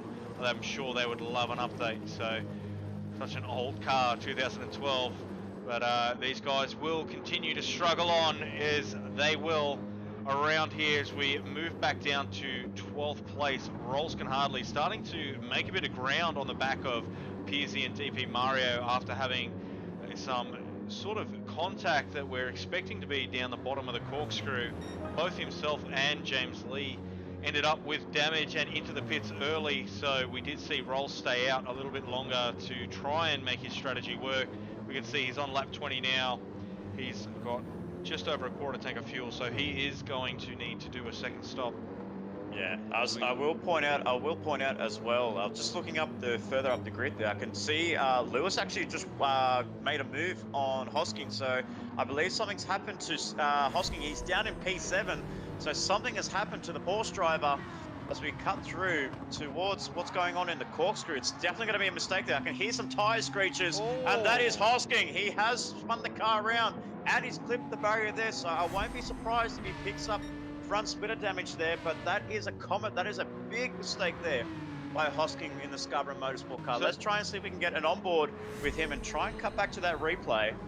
As he comes through, it just looks like he's just picked up a bit of speed there. You can just see he just took too much corner. It took too much corner in turn 8, and as he just comes through, he just did clip it. So he did get front splitter damage, and that is going to cost him big time. But the man that we are speaking about, that we want to talk about, is Andrew Scott in that Gridline Racing BMW. He's not even about to make the halfway point, but you can see that front right. My goodness, can he do one more lap? I think if he wants to make the strategy right, he needs to push it out for one more lap. But I think on his sake, to play it safe, he's going to come in. Yeah, that's an easy move there by Andrew Scott there. But I think in a way, he'll lose a bit of time in the pit lane, but I guess that'll be a good way to wind down the clock as well. Absolutely. Like coming into the pits and going out of the pits, it's just over 50 seconds worth of time, but actual race time on track, because we can see the pit entry there on the left for HC Lewis. Ando gets to cut out this entire corner, this entire straight, and then essentially the first corner as well. So really, race time wise, he's only losing about 30 seconds. It feels a lot longer than it really is here in the pits. It's still a long pit, don't get me wrong, but you can see the straight line there and where the auto drive would end for the driver. So a lot of that is controlled, which is really good for the drivers. They won't incur that pit lane penalty that we've seen plague the drivers through the first 4 rounds, going across those solid white lines, picking up the 3 seconds. So it's actually quite impossible to get yourself a 3-second penalty. I mean, I haven't found anyone that can get a 3-second penalty around here. If you actually have, if anyone in the comments has actually got a 3-second penalty around Laguna-Seca, please let us know and how you did it, because I think it's quite impossible to do it, because in the cutscene between the pit lane entry and then the pit crew is actually pretty fast. So it's technically impossible to get a crossing of the white line 3-second penalty there. But we did see Ando in that pit lane. He did almost put a full tank in. I think we saw him come out with 98% there. So he's on a full tank, on a fresh set of soft tires, and he is going to the end. So the man that is going to be doing the one-stopper around Laguna-Seca, this 3.6-kilometer circuit made famous on the California desert around a dried-up lake bed, as we see now. I'm actually very surprised to see this, but one of your gold driver in Ison coming into the pit lane with 29 minutes to go. So he's done 31 minutes on that compound of tire and the fuel tank, just running onto the end of its life. He's done an amazing job to make the old girl run around and pulling off this one-stop masterclass in the Aston. Yeah, it's a fantastic run. It's straight to team orders, but honestly, surprised me. I never thought I'd see him make it all the way to the end of lap 21, starting lap 22 on 1 tank of fuel. That's a great run. He's managed his fuel and tyres perfectly to get all the way to the end there. Hopefully it'll pay off for him, and we'll just have to wait and see. Yeah, absolutely, and just currently sitting P9 overall, but I still think that will put him in the lead of the Gold Championship, so in the Gold class. So he's ahead of Kesby in the Porsche 911. He's just ahead of him, so I wonder I think if Kesby can hold on to this tyre set, and he did come in the previous lap as well, or 2 laps ago, so these boys, it looks like they're going to be running to the end. So this will be a very nice battle pack to keep our eyes on later on with with just under 28 minutes to go between Ison and Kez. Can we see Kez's first win in the Gold Class? Will we see Ison's first win in the Gold Class? So none of these boys have taken victory in Gold Class. It's all been Scott Barlow, and Scott Barlow's not even on the timing screens on the left-hand side.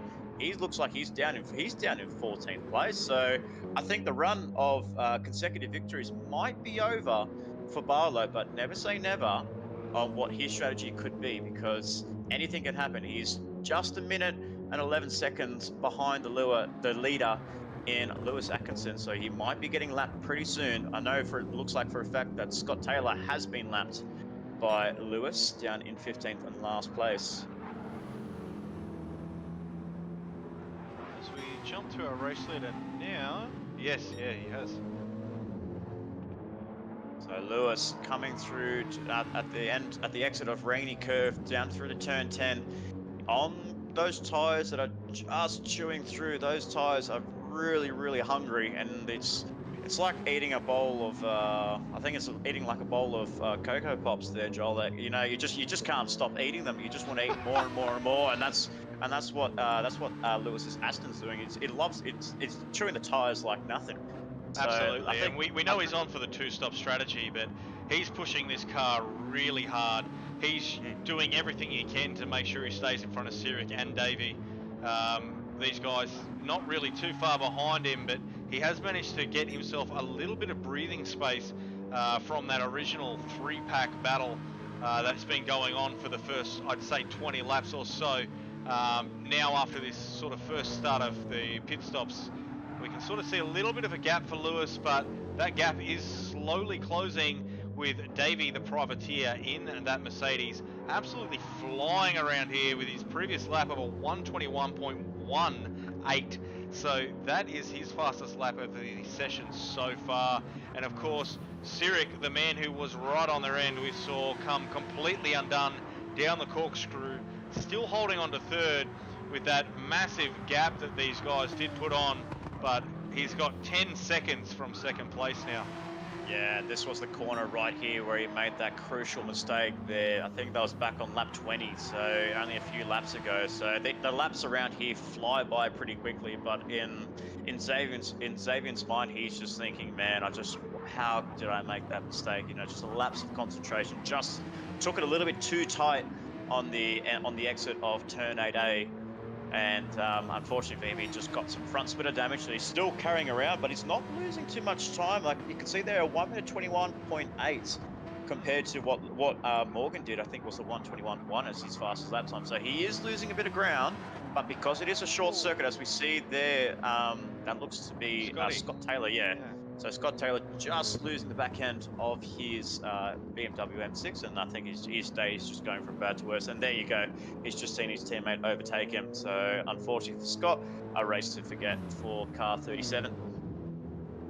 It's unfortunate, but sometimes these things just don't go the way we want them to. As we see, he does have what we would assume to be cold tyres, so he might have just got on the throttle a little bit too early. As we move back up through the field, we've got Sir Dids for Strike Racetech up into 11th place, taking advantage of a couple of drivers, making some errors. Unfortunately, he hasn't been able to find the pace that he's required to sort of keep up with some of these other drivers here. His fastest lap at the moment being a 22.6. Normally we would see Dids up there. He is behind Kez up in P10, but it looks like by judging the tyre wear between those two, yeah, I think unfortunately for Shane, he will be coming in for another pit stop. So he's on the two-stop compared to the drivers ahead of him in Ison and Kez. So, but I mean, it's good to see Shane up there. Currently, a bit of positivity there up in P3 in Gold Class. So, unfortunately for us, we can't see Nick Pierce's Mercedes sponsors from Strike Racetech. So that's why we give Shane a bit of camera time, so that way we can show off the lovely colours that Strike Racetech that are promoting their car. So we are missing a few liveries, unfortunately. We do apologise, ladies and gentlemen, that with some of the game is not really corresponding with Joel's net. So there are a few missing liveries, but don't worry. The liveries are on the cars, and they all look spectacular. As we can see, Foster come into the pit lane, and just a day to forget for Foster. I mean, he made a mistake early on in that early on that first stint, and he's down there in 12th place. He might be on the back end of the top 10, I would say, at the end of this race. I'd say he's pushed that car as far as he could to try and make up for it, but he might have ran out of fuel before he's come in.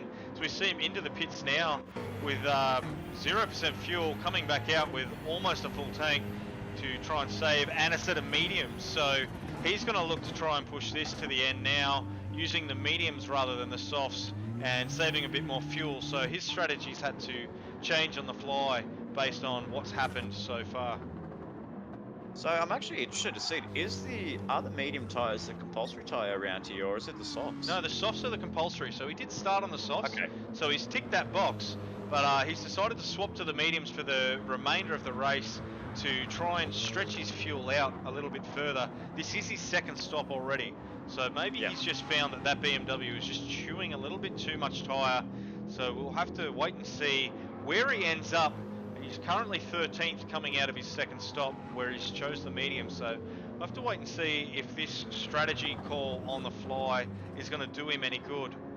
We'll just have to wait and see. We see the blue flags, which means our race leader is now coming up behind. There you go. So it's just a bit of a sad sight to see Foster getting lapped by Lewis and Davey right behind. Currently 1 and 2. They're both racing each other. It's incredible to see the pace performance that they both have, but they will be coming into the pit lane for one more stop because they are on the 2-stop strategy. And behind them in 4th place, Andrew Scott is on the 1 stop. So I'll be very interested to see how far back these boys are when they do come into the pit lane, as we do see Hosking in the pit lane right now for his last pit stop and to fix the damage up on that front splitter. But these boys are still battling it out. They don't care if they're not going to be able to win the race. I think there's going to be a bit of bragging rights between the two drivers, that NED Racing and the privateer in that Mercedes AMG. Absolutely. We know Lewis is a very young and competitive Kiwi. This guy really pushes as hard as he can to try and make sure that he gets the fastest lap. Sometimes it can be to his detriment. Sometimes he pushes a little bit too hard and makes mistakes, but he's one of those guys. He's a developing talent, and he's only going to get better and faster and wiser as the years go on, because he's now battling it out with Davey, the privateer, the man who's been putting on a show all season so far, not affiliated to a team. As we see, he's starting to run quite low on the fuel, so we'll expect to see him come in for his second stop.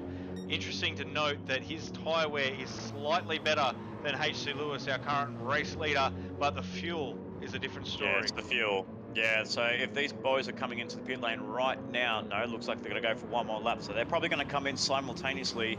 If they do, Lewis has got the upper hand on the fuel compared to what Morgan has on his Mercedes. So very interesting to see. Also noting there as well, Hoskins actually come out in P5, so he actually didn't lose too much time there. So he's actually clear from Ison and from Kesby, as he just drifts the car around turn 5. That was very sketchy of Cyric there, but he's come out in position 5. So, I mean, it's not all hope lost there. He needs to try and pull in some time. This is the time for him to really put the hammer down, as it's well known in the famous words of Peter Bonington, Lewis Hamilton's race engineer. It's hammer time. He needs to be able to get the hammer down, get the throttle in, put in those qualifying laps in, and try and close that gap towards Lewis and Morgan up in 1st and 2nd place, and have any chance to try and claw back, which I believe was about 13 seconds gap before he came into the pit lane. So a tall order for Hosking, but if I know anyone can do it, I think Hosking can definitely give it his best shot. Absolutely, as we see him moving up into 4th place now, as Nick Pierce has stopped for the 2nd time, now into the pits, grabbing his last set of tyres and fuel to the end of the race. We'll have to wait and see where he ends up, as we see Davey into the pits. HC Lewis deciding to push on for another lap with those tyres. I would have thought for sure he would have come in. We know that both these guys are going to have to replace the tyres, and he would have had that advantage with fuel.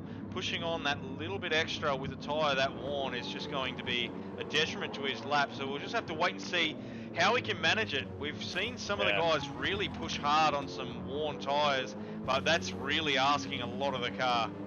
Oh, absolutely, and you do have to remember these two boys. They are short fueling the car, so they're not going to be spending a lot of time in the pit lane, so they might be able to close that gap towards Andrew Scott, and currently sitting in position 2 as we see Morgan Davey exiting the pit lane right now. We'll wait and see what the gap time is between Andrew Scott and Morgan Davey in position 2 and 3 as we see Morgan Davey coming around onto the exit right about now. So we're looking at about 15 seconds coming into turn 3.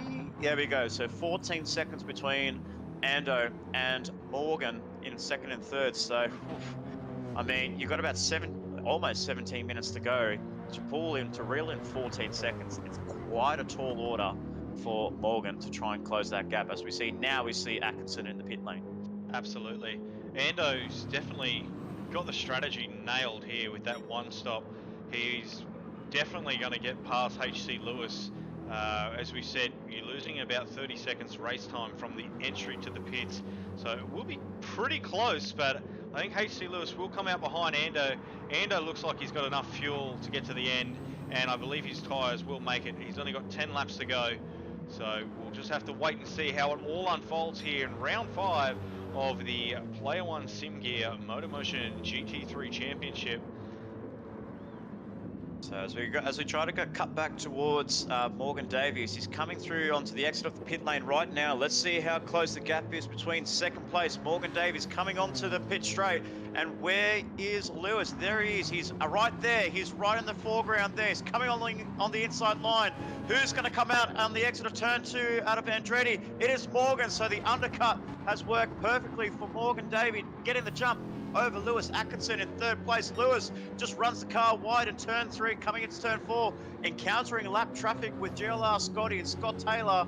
He'll need to get out of the way as quickly as he can, because these boys are on a mission. And I will say here that Morgan has closed the gap massively. So he's cut down 1 second between himself and Andrew Scott. So, I mean, we could be in for a grandstand finale, because Ando is playing the conservative game of conserving those tyres and managing his fuel, while Morgan Davies saying, I've got the freshest tyres of the lot, and I've got the fuel numbers working. My favourite, Atkinson in the wall. So Atkinson has come off that corkscrew and into the barriers on the left-hand side.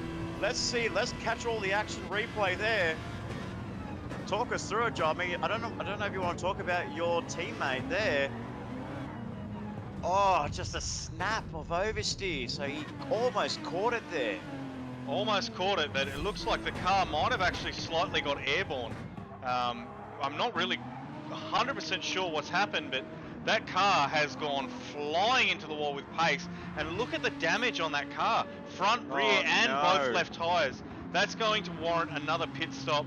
There's no way you can do another, let's say, 7 laps before the end of the race on that damage without losing positions. Oh, that is so unfair for Lewis for getting caught in that incident. I will say as well though, he's really struggling to get around turns 3 and coming into turn 4. But I think as well, like the confidence that he was actually behind lap traffic as well. Both him and Davey were behind Taylor in the Gridline Racing BMW. They were both stuck behind them, and they weren't.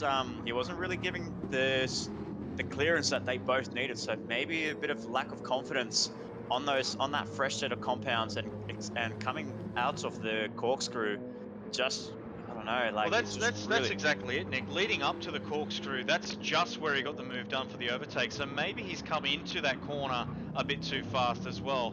We'll have to wait and see if maybe a little bit more of a review shows more. But I think he's just pushed a little bit too hard, realising he was losing a little bit of gap to Davey by being held up.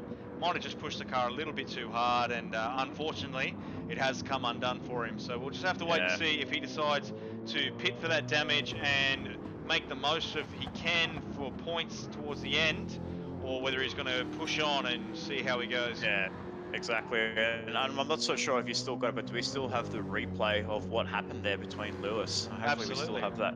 Let's just look around for the last time of what happened there. So you can see there's Taylor getting out of the way there, and that would just really, it would have affected Lewis's confidence going into the corkscrew, and yeah, just a snap of oversteer. So I'm not so sure if that would either require a steward's inquiry, because knowing Lewis, he's not much of a hothead, but I think with that he will be very frustrated of what happened between him and Taylor.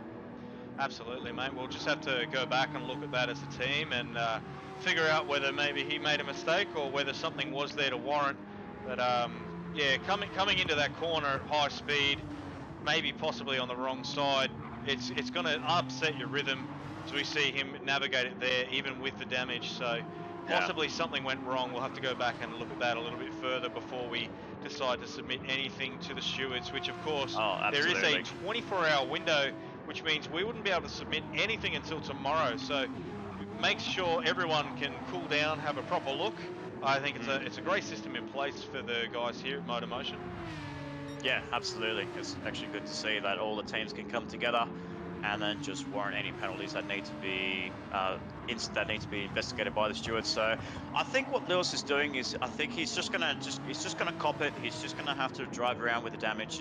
I think he's got a really good margin over himself and Kesby, who's actually now taken the lead of the gold class in 5th place overall. So Kez is doing a fantastic job here. Ison has dropped back a little bit. Let's try and compare the tyre wear between Kez and Ison in P5 and 7. So Kez has got a lot of, as we did say, the even tyre wear on that right-hand side. But let's have a look at Ison's, because Ison managed to save his tyres perfectly in that first stint. He's got a little bit, I think he's a little bit better off with Kez, and I think the fuel numbers might say the same as well. I think Ison's got better fuel compared to Kesby in 5th place. There you go. So it's still going to be an amazing battle to see who will get the who will take their first victory in gold class. It'll be amazing to see who can actually pull off with the victory, as we'll keep an eye on that battle pack with only 11 minutes to go. And unfortunately there, James Lee with a good recovery drive, I will say, down into P6 there, but he did have that front splitter damage early on in the race there, Joel, from memory in that first stint, and he's up into 6th place, 4th in class, depending on what Lewis does. He might stay 5th overall. As we do see up ahead, we do see Hosking has made the move on Lewis to take 3rd overall and 3rd in class and down at turn 1. So Lee's doing a really good job, as we see. Actually, no, now we see Lewis actually make the move on Hosking. So there's a bit of a battle pack going on between the two drivers, and there you go. They're battling on like it's no tomorrow. I think Hosking, he's got the word from his team engineer that he's telling him that Atkinson has got damage, but Hosking is not able to make his way through. As we flick back quickly to see a little bit of a battle there through the, I think was that the first and second turns between the two drivers, the NED Racer managing to hold on for now. But how much longer will it last with that damage? I don't think he can hold off Hosking for much longer here as we approach the corkscrew on lap 36. We are currently 50 minutes into this 1 hour enduro, just under 10 minutes and 30 seconds remaining. It's not over yet. And this is really hampering Hosking's chance, because if you look behind, you can see Lee actually coming through. He's actually made the move on Kesby. He's only 11 seconds behind Hosking, but if Hosking makes a move, and Lewis will have to do at least 9 more minutes on that damage, so we could see a potential rise of Lee getting 4th overall in class. So I wouldn't go past Lee making the moves and charging through to try and get into that position, because Lewis is still fighting off Hosking, and Lee is going to come through out of nowhere and is going to start battling these guys over the next 9 minutes, because you can still see there. I don't know how Lewis is doing this. This is absolutely fantastic masterclass driving with damage on the left-hand side of his car. He's got all sorts of damage. I don't know how he's piloting that car around the track. Like we said earlier, mate, grin, bear it, and clench. he's doing something magical at the moment. I'm not sure how he's doing that either. Both left tyres are damaged, front and rear also damaged. So splitter and spoiler, the car's going to be suffering from downforce failure and essentially the ability to turn left. So this whole track is a left. He's doing some fantastic work there to keep that car on track. I think Sirik might be just biding his time, waiting for the opportune moment. You can just see him is weaving the car. He's trying to find some clear air, just trying to cool the car down a bit, because you can definitely see he's losing a lot of front end grip there, and Lewis is going defensive yet again. So they're losing time to each other, and that's actually they're actually gaining, and actually Lee's gaining time. But has Hosking made the move now? No, Lewis is going to stick the nose in. Runs Hosking a bit wide. They're going to go side by side on the exit of a dirty hairpin. No, battle resumes between Lewis and Xavier in third and fourth place. And this is all good news for James Lee, for Black Rose Racing. If he can claw some time back, he's going to be riding this battle pack. And from a recovery drive and a half, can Lee get on the podium with 7 minutes 20 to go? It's one of those questions, mate. We're just going to have to wait and see. Anything can happen, and especially here at Laguna-Seca, we've seen some really top-end drivers sort of just not have their day today so far. We see Lee's closed in about 2 seconds of time on the previous lap from where he is now, only 9.9 seconds where he was 11.8, so he's really clawing in the time. Both Sirik and Lewis still putting on some fantastic speed, considering Lewis has got all that damage. Just wow, it's almost bamboozling. As we go down through the field further, we've got Kez Audio, the leader of the gold class at the moment, battling off Drew Ison. Remember, this was the battle pack that we said to keep an eye on as we look at Kesby's tyres. He has had better tyre wear of the two Scarborough entries in that 911, but those tyres are looking pretty sorry at the moment. We've only got 6 minutes remaining.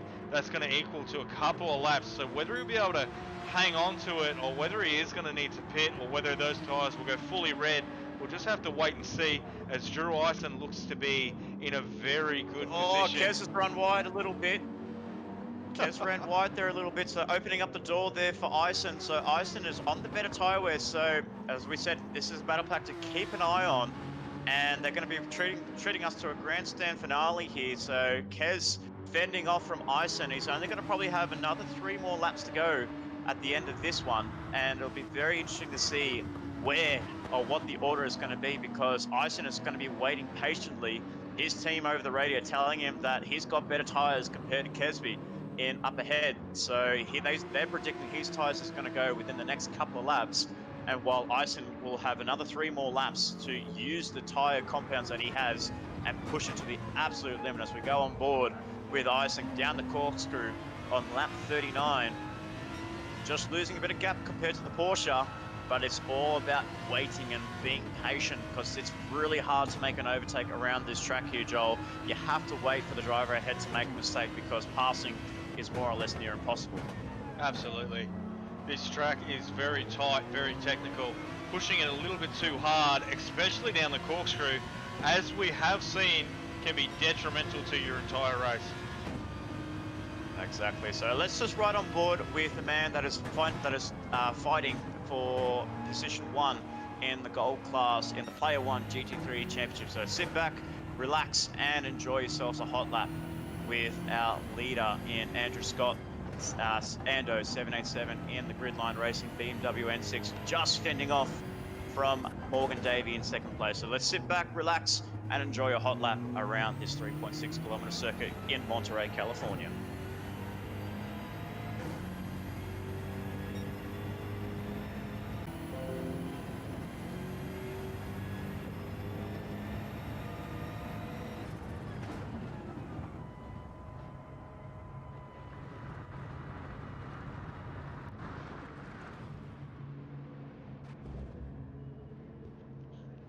Apologies, ladies and gentlemen. Looks like we are having a little bit of a latency issue at the moment. Just bear with us as we try to get everything back on board. I guarantee you, yes, we have lost the lobby. We will be back very shortly as we cut to a quick ad break. Level up your sim racing experience with Player1 Sim Gear. Shop the biggest brands and the best range today. Player1 Sim Gear, official sponsors of MotorMotion E-Series. Level up your sim racing experience with Player1 Sim Gear. Shop the biggest brands and the best range today. Player1 Sim Gear, official sponsors of MotorMotion E-Series.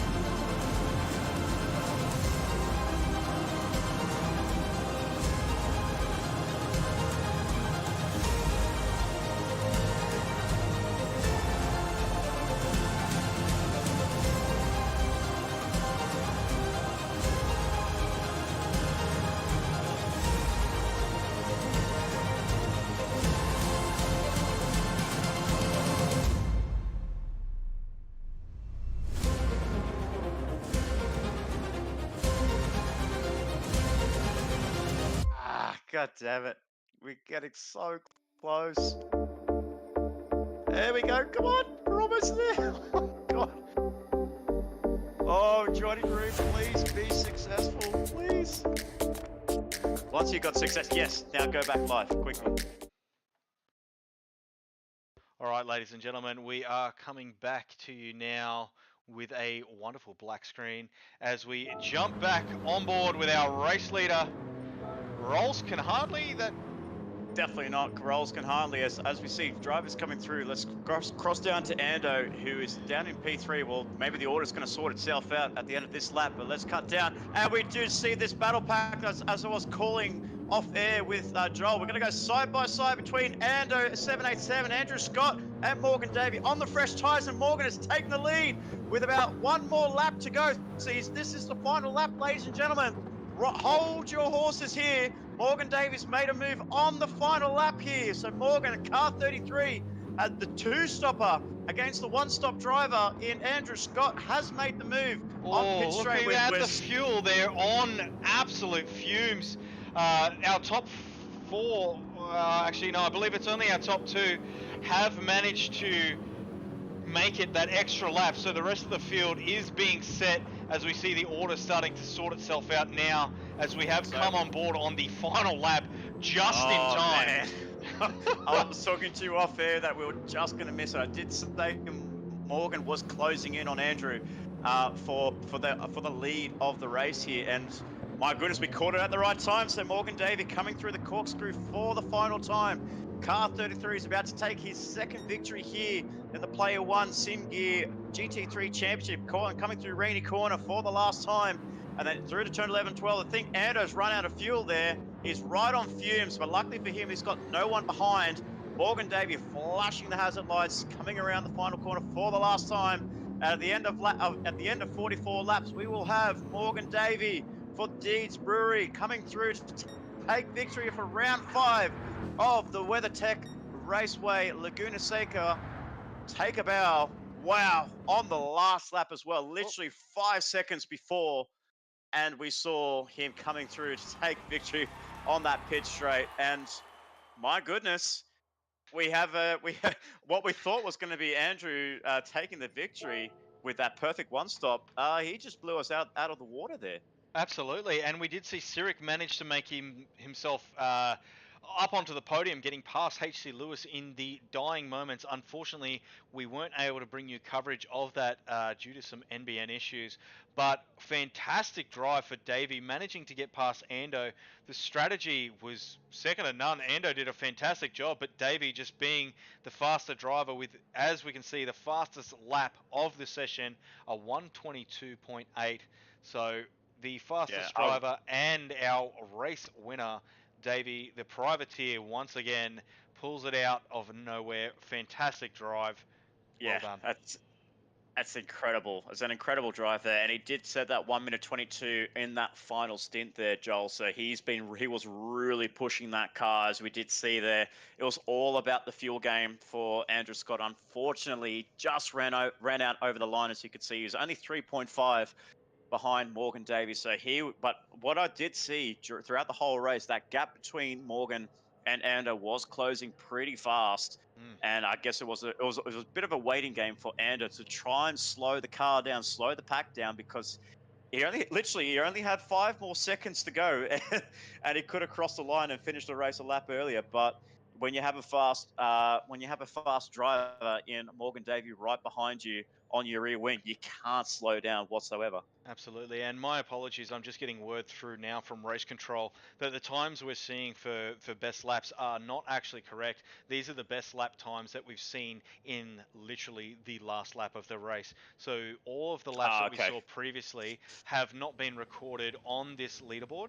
So it may not have been the fastest lap of the race. I think there might have been a 121 among the mix there. I think we did see a 20. So yeah, no, I do see that. I do apologise, ladies and gentlemen. But the grid has been completed, and these are the unofficial results here for round 5 of the MotorMotion Player1 Sim Gear GT3 Championship. So we have Morgan Davey in first place, getting it on the last lap over Andrew Scott in Ando 787 in that BMW N6. And then we have Xavier Hosking in rounding up the podium. So as you did say, we just missed it on the broadcast, but he did finally make the move on Lewis Atkinson in position 4. So it's great to see that still the top four are covered by, I wouldn't know how many laps, but to see 4 manufacturers rather in the top 4 is amazing, and a good testament to see the parity amongst the cars here. And then we have the debuting James Lee in the top 5 after a good recovery drive there for James, and stepping in at the last minute over replacing his elite driver in Aiden Holton. So a good top 5 there for Black Rose Racing. And we have the winner of the gold champ of the gold class. It is Ison, who's taken that victory over Kez Audio in Kez Kesby. So congratulations to Ison in position 6 overall, but first in class, and ahead of one of the elite drivers in Nick Pearce in position 8. So big valuable points there is going to go towards Ison's championships. So if I look through quickly, he's actually last in the gold championship. So the handy points there for Ison in position 6 there. And then we had Kesby in 8th, and then we had, I believe, was Nick Pearce in 9th. And then onto the next page, we have Brucey rounding up the final podium of the gold class. So nice drive there for Big Bruce the Shark, the man with the Barry Whites of MotorMotion in 9th place overall, but 3rd in class. And then Rolls can hardly Robert Foster, unfortunately. That incident that he had in the opening stint there, getting front splitter damage, and just couldn't push that car any further up than in 10th place. And then we have DP Mario, who substituting for Slappers Mate 117, Wade Von Duvey in 11th place. And then we have Sir Dids Shane Adard in 12th. And then we have Scott Barlow in 13th place. Wow. And then we have Aussie Hypnotic in Aussie Taylor in 14th overall. And then we have 2 laps down, unfortunately. Well, it must have been 3 laps down for Scott Taylor, GLR Scotty, rounding up the rear of the grid for 50, with our 15 drivers completing the session in just over an hour and 1 minute. Absolutely, Nick. And like you were saying, some very valuable points for a couple of drivers across the Gold Championship, finishing ahead of the Elite Championship drivers, which is the Platinum Championship, which is the Elite drivers. So both Drew Ison and Kez Audio finishing ahead of three elite drivers Mm. in the Platinum Championship. So really good points for both of those drivers there. And as we move down through the Yep. field, we also see Brucey ahead of two elite drivers also. So some great points going towards Diffusion Racing as well. So really good to see some of the pro drivers actually sticking it to a few of the elites, as we did Yeah. see a couple of guys get a little bit tangled up with some damage. Like you mentioned, a really good recovery drive from James Lee, as we saw both himself and Rolls Can Hardly both take damage sort of early on into the race. So both those guys ended up with front splitter damage. James Lee having a really good recovery drive, getting himself back up to fifth. So a fantastic drive for the team owner of Black Rose Racing. Um, what about you, Nick? Who was your standout driver of the day? Oh man, there's so many. Like literally, there are so many drivers that could be awarded the driver of the day here. I would, if I had, if it was a lot of, if I had to go through a list of drivers, I could definitely throw in Morgan Davey on that last lap overtake with only 6 seconds to go before the completion of the race, making that move on the dying stages. And I could definitely give a driver of the day for that one-stop strategy, almost making that work, but unfortunately couldn't slow the car enough to finish a lap short. I definitely also as well with Lewis Atkinson in fourth place with suffering damage on his car on the left-hand side of his car, fending off Hosking for the majority of that last stint, and almost managed to get P3 overall, and in the elite and in the overall standings as well. I could give it to Ison. I could give it to Kez. I mean, I'm not so sure, to be honest. I'm lost. I'm short for choice here. I'm not so sure who I can give it to. So I might not be able to give it on the stream, so definitely for the next time that we come for round 6, as we do stay in America, hopefully we will be able to give you, we will be able to give our viewers the driver of the day, especially, and who will take out that award. But I'm not so sure about you. Maybe you might have a standout driver of the day, and you might be able to share it on the stream. Mate, I'm very much in the same basket as you. There was so many outstanding drives across the field. We had our battle pack of three up the front, really battling it out between Lewis Cyric and I think it was Davey, and that was fantastic to watch. Davey clutching it in the very final moments of that round. Unfortunately, we did miss it, but wow, how we managed to pull that over Ando. Hats off to him. Like you said, that's Ison's first win. A fantastic strategy from him. Really good tyre wear out of that Aston. And I'd have to say Pearsie as well. A bit of a surprise. I think that's his first podium finish so far in the GT3 Championship. So he's done a fantastic job uh, in himself to get Strike Race Tech there on the podium. As we can see, his livery has actually loaded in the results tab. So some fantastic news. That's right, Nick. We are here for the next 3 rounds in America. So this is the first round in America at Laguna-Seca. Our next round will be at Watkins Glen International. That'll be round 6. And of course, our last event on the calendar in America is the Daytona International Raceway. So we are here for quite a while until the 30th of May, that's for sure. We might have to get you guys to check in on the socials, have a look at the MotorMotion Facebook page to come up with our driver of the day, because unfortunately I think me and Nick will have to debate about this and take it offline to sort of discuss who was the overall standout. We might even have to watch back some of the replay, because there are so many cars that did such a fantastic job here tonight. Oh, absolutely. And like I could say, like if I had to give it now, like I would say I could definitely either give it to the list that I provided with, because there's so many great drives, so many fantastic battles that we saw this evening.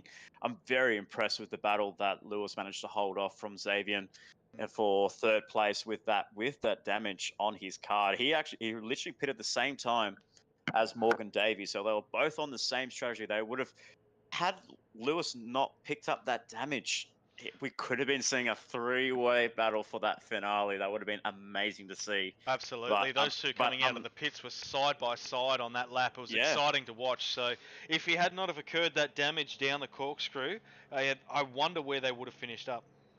Yeah, absolutely. And then Ison for taking his first victory, ending the streak that Scott Barlow set upon in Black Rose Racing, only finishing down in 12th or 13th place, did Scott Barlow. So unfortunately for him, he really struggled this evening, and definitely not what we've been seeing from him over the course of the Player1 SimGear GT3 Championship. Yeah, there you go. So sitting, I believe that is 5th in class for Scott Barlow there, and we've never seen him down so far the order. But it's not everyone's an alien, and people do make mistakes, and people don't have preferences of tracks, and maybe unfortunately for Barlow, this is not his strongest track.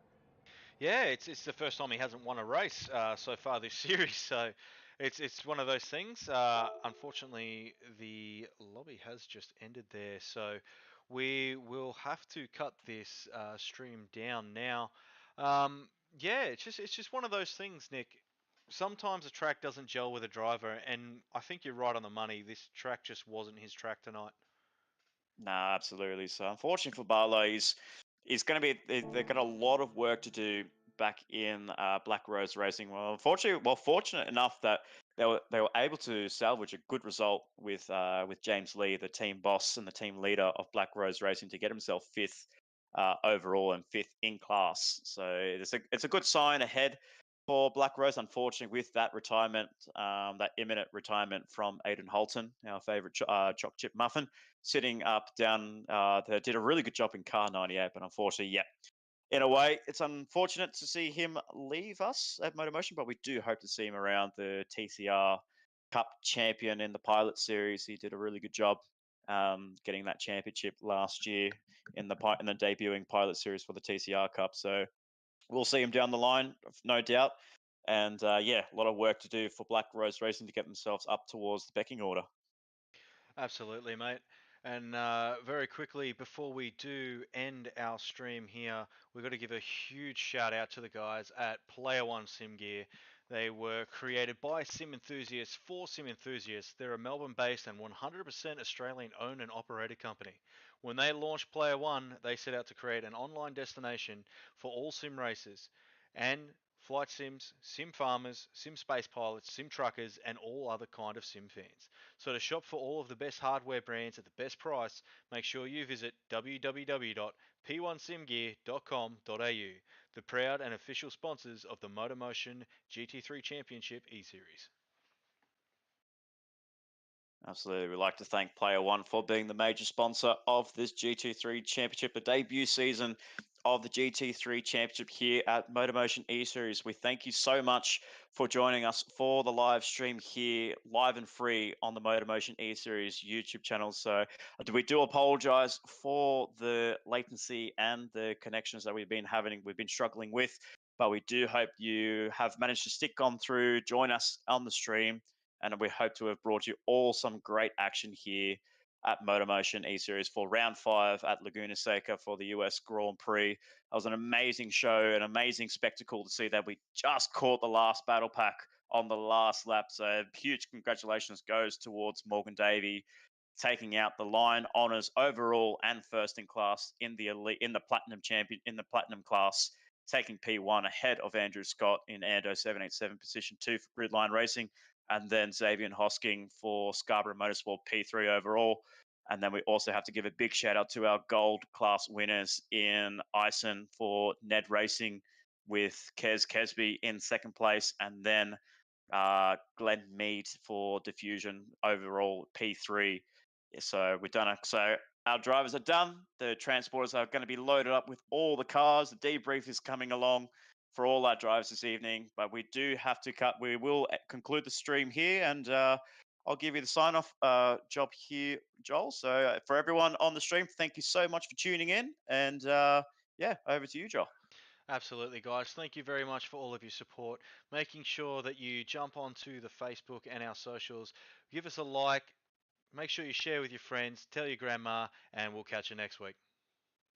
Thanks, guys. Have a good night.